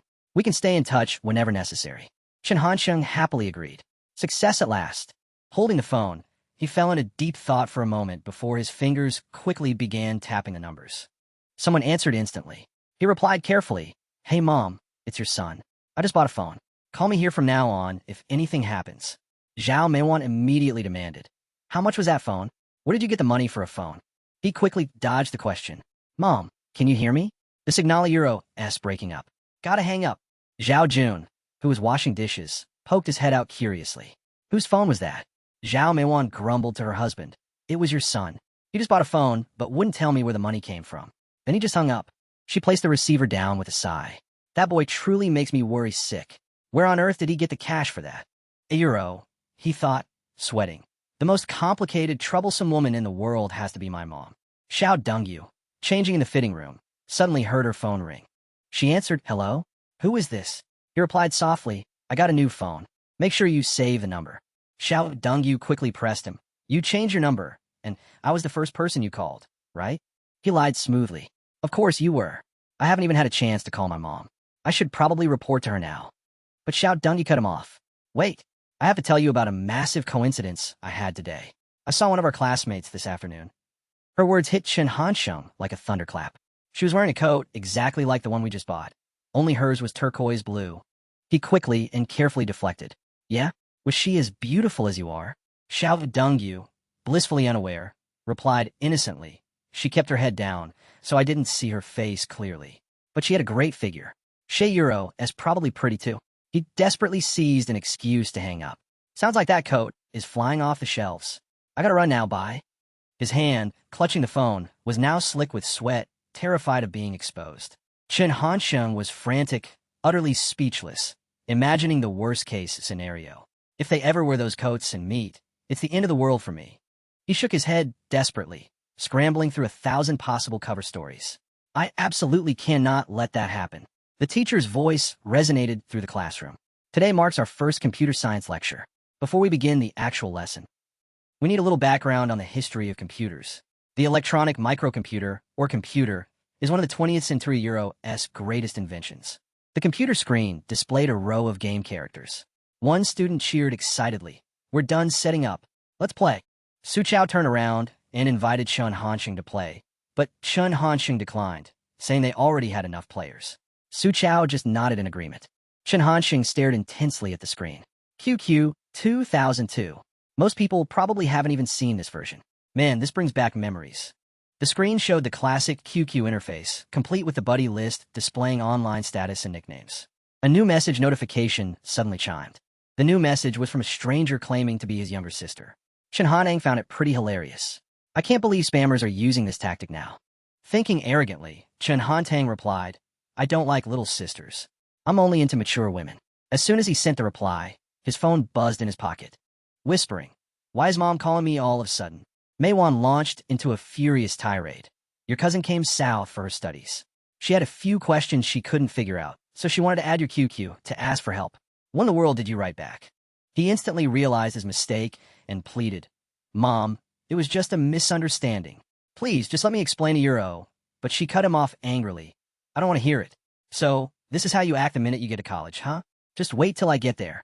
Despite Mei Wantyuro's fury, he calmly responded, "Wait and see, then. It's not like you're actually going to come all the way down here just for this, are you?" A moment later, an account named Young and Reckless messaged, announcing he was coming this weekend to hang out. Chen HanSheng met the enthusiasm with a cold refusal. The friend complained bitterly, "You're always set to invisible whenever I try to find you. Are we even brothers?" Chen HanSheng was used to this, so he just grunted a reply to end the conversation. A new notification popped up from Xiao Dongyu, making him sigh in exasperation. I swear, next time I log on, I need to remind myself to activate invisible mode. It turned out she wanted to come find him tonight and check out the new store that opened. But Chen HanSheng flatly refused, saying he was busy preparing for the freshman social. Xiao Dongyu wouldn't give up. "Then how do you have time to be online?" He replied that he was looking for research material and reminded her to dress warmly for the cold snap coming in the next 2 days. Finally, Xiao Dongyu signed off, "Fine, I Euro LL come next weekend. I Euro V been busy choosing classes lately. I didn't Euro T say I actually want to study." Chen HanSheng stared at her profile picture and groaned. "You a Euro Re coming again?" His mind immediately conjured up the horrifying scenario of their meeting. Chen HanSheng, just thinking about it, knew this was going to be a disaster. A new day began. Birds soared in the sky, greeting the first rays of dawn. Zhao Yang looked around and remarked, "Wow, the Institute of Finance really is out in the sticks." A moment later, he chimed happily, "Eda Euro-S great being a student here in Xining. You buy. Last time I came to Jiangling, I didn't get a proper look around. I honestly feel like Jiangling is a slice of heaven. Now I regret not coming here for college." Xiao Dongyu ignored him and turned to Chen HanSheng. "Aren't you cold? Why aren't you wearing a puffer jacket?" He fudged the truth. "I just washed my puffer yesterday." Eda Euro-S still drying. In reality, he just couldn't be bothered to wear it today. She warned him, "You shouldn't wash down jackets too often, or they lose their insulating properties." He nodded vigorously. I know. Hey, Eda Euro-S, almost lunch. Want to try the cafeteria food here at the Institute of Finance? I absolutely cannot let them meet." Scene transition. A voice announced, "This is Building F, Room 101. The teacher briefly introduced the space the school approved for Chen HanSheng Euro-S business venture, then let them look around. The two girls thanked him. "Thank you, Professor." Lin Yu sighed. "He really sees us as human cleaning tools. We only agreed to help him tidy up because he promised us Peking duck." Xiao Dongyu simply hummed in agreement beside her. A moment later, as Chen HanSheng was enthusiastically gnawing on a duck leg, someone called out, "You buy." Xiao Dongyu helplessly chided him. "You promised to teach us how to eat the duck, but you a Euro V nearly finished half of it yourself." He mumbled an excuse. "I was worried you guys wouldn't Euro T pick up the technique fast enough." They were interrupted when someone called out, "Class Monitor Chun." Yanjin appeared in a surprisingly revealing outfit, catching everyone off guard. She slowly drawled, "What a coincidence, huh?" Yanjin leaned an elbow on Chen HanSheng Euro-S shoulder and asked, "Are these your high school friends?" Seeing little Dongyu shooting literal daggers at him, he was instantly flustered. Chen HanSheng immediately pushed her hand away and replied, "Yes, these are all my high school friends." Yanjin, being abruptly rejected, looked slightly taken aback. She quickly composed herself, turned to leave, but blew a kiss first. "Your high school friends are truly beautiful. Much prettier than I am. I have something to do, so I'll be going now." Chen HanSheng stammered an explanation. "She's just a classmate here. Our class environment is pretty casual, so every Yoni Euro-S just comfortable with each other." But little Dongyu pouted spitefully. "I don't want to hear it." Zhao Yang, who had been quiet until now, piped up, "HanSheng, I need to discuss a business proposition with you. My roommate just got dumped. He wants to find a rebound girlfriend to cheer himself up. I Euro am helping him scout. I think that girl who just left was perfect." Chen HanSheng hesitated, but Zhao Yang insisted. "If you don't have her number, just her QQID is fine." Yubai immediately exposed him. "Your roommate? Theta Euro-S, Yui Euro re-talking about." Seeing his friend Euro-S desperation, Chen HanSheng relented with a stern warning. "Fine, but don't Euro T try contacting her on campus. Go back to your dorm, hide under the covers, and text this number for your date." As soon as he finished, Chen HanSheng handed over the number. Once Zhao Yang had entered the number, he continued, "After lunch, I Euro LL take you guys for a walk around the lake." But in reality, Chen HanSheng knew the only way to be safe was to leave room 101 immediately. Zhao Yang suddenly exclaimed, "Chen HanSheng, your MO." Chen HanSheng was completely confused. "What are you talking about?" Seeing his confusion, Zhao Yang insisted, Eat a euro s your mother. Chen HanSheng snapped. Do you want me to beat you up? The other boy repeated helplessly. It really is your mother. Seeing how serious Jiao Yang was, Chen HanSheng skeptically turned around. What he saw was his parents happily walking toward them. Surprise. Oh, terror is more accurate. Is heaven actively trying to stab me today? Why did this great ancestor decide to visit? Ignoring May Waneuro's delight, HanSheng asked blankly, How are you guys planning to buy the tickets home? As soon as she heard him, she scolded furiously. What are you talking about, you brat? Are you trying to kick your mother out? HanSheng pleaded resentfully. Mom, I have so many friends here. Can you please save me some face? Maywan only got angrier, feeling he didn't care about her feelings. The sight of them bickering left his friends completely helpless. Just then, Dongyu intervened to calm things down. Annie Liang, what was Chen HanSheng planning? Did you get your tickets already? If not, why don't you stay here in Jinny for a few days? After saying this, she winked at him. HanSheng immediately caught the signal and played along. Oh, exactly. Theta Euro S precisely what I meant. You two haven't eaten lunch yet, have you? Let me go get us some food. Maywan softened. Fine. I Euro LL take little Dongyu's suggestion. Let's eat first. Are you tired, Mom? Do you want to rest later? Or come walk around the lake with us? Hearing him concede, Maywan finally relented. Of course, we Euro walking around the lake. HanSheng was overjoyed with the satisfactory answer.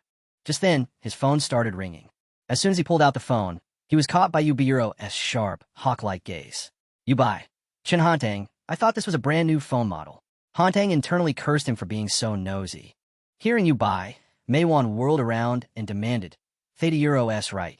You haven't told me where this phone came from. Where did you get the money for it? He quickly explained, I have a part-time job. The company provided it because of the work I do. Let's not talk about that anymore. We Eurori, just here to relax and hang out today. Okay? The group slowly made their way from the dining hall toward the lake. As soon as they stepped outside, HanSheng breathed a sigh of relief. Finally, we Eurori safe. Wait, what if Yu Weiping is here? What if he brings up the business venture office? Just then, Yu Weiping spotted him. Seeing things about a spiral, Chen HanSheng quickly said, You guys must be tired from walking, right? Let's grab something to eat. Yu Weiping, seeing him try to dodge, called out, Chen HanSheng, why are you running away the moment you see me? His escape foiled, HanSheng reluctantly replied, Secretary Yu, I didn't Euro TC you just now, my apologies. My parents are visiting, so I Euro am just showing them around campus.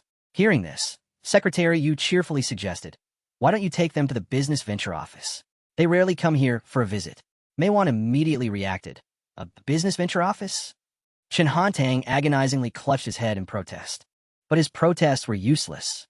A moment later, Maywan and Dongyu were standing right outside the room door. Inside, the continuous sounds of scrubbing and heavy, exhausted panting could be heard. Lin Yu, exhausted, proposed, Osu, I'll eat a Euro S take 5. Osuo replied, Eat a Euro S fine. I Euro am not that tired. Standing by the door of the business venture office, HanSheng stammered, trying to stop his mother. That room isn't ready yet. Maybe we shouldn't go inside. Maywan fiercely retorted, Perfect timing. If anything is missing, we can help finish it up right now. Isn't that right, little Dongyu? Even the professor agreed with her. HanSheng tried a different tack. I Euro am just worried that these beautiful ladies will get their clothes dirty and be upset. We should stick to walking around the lake. Dongyu replied, unfazed, Eat a Euro S fine. I dona euro simbolo di marchio registrato ti mind. HanSheng instantly spiraled. Great miss, you should mind. You really should. Maywan suddenly caught sight of his panicked expression.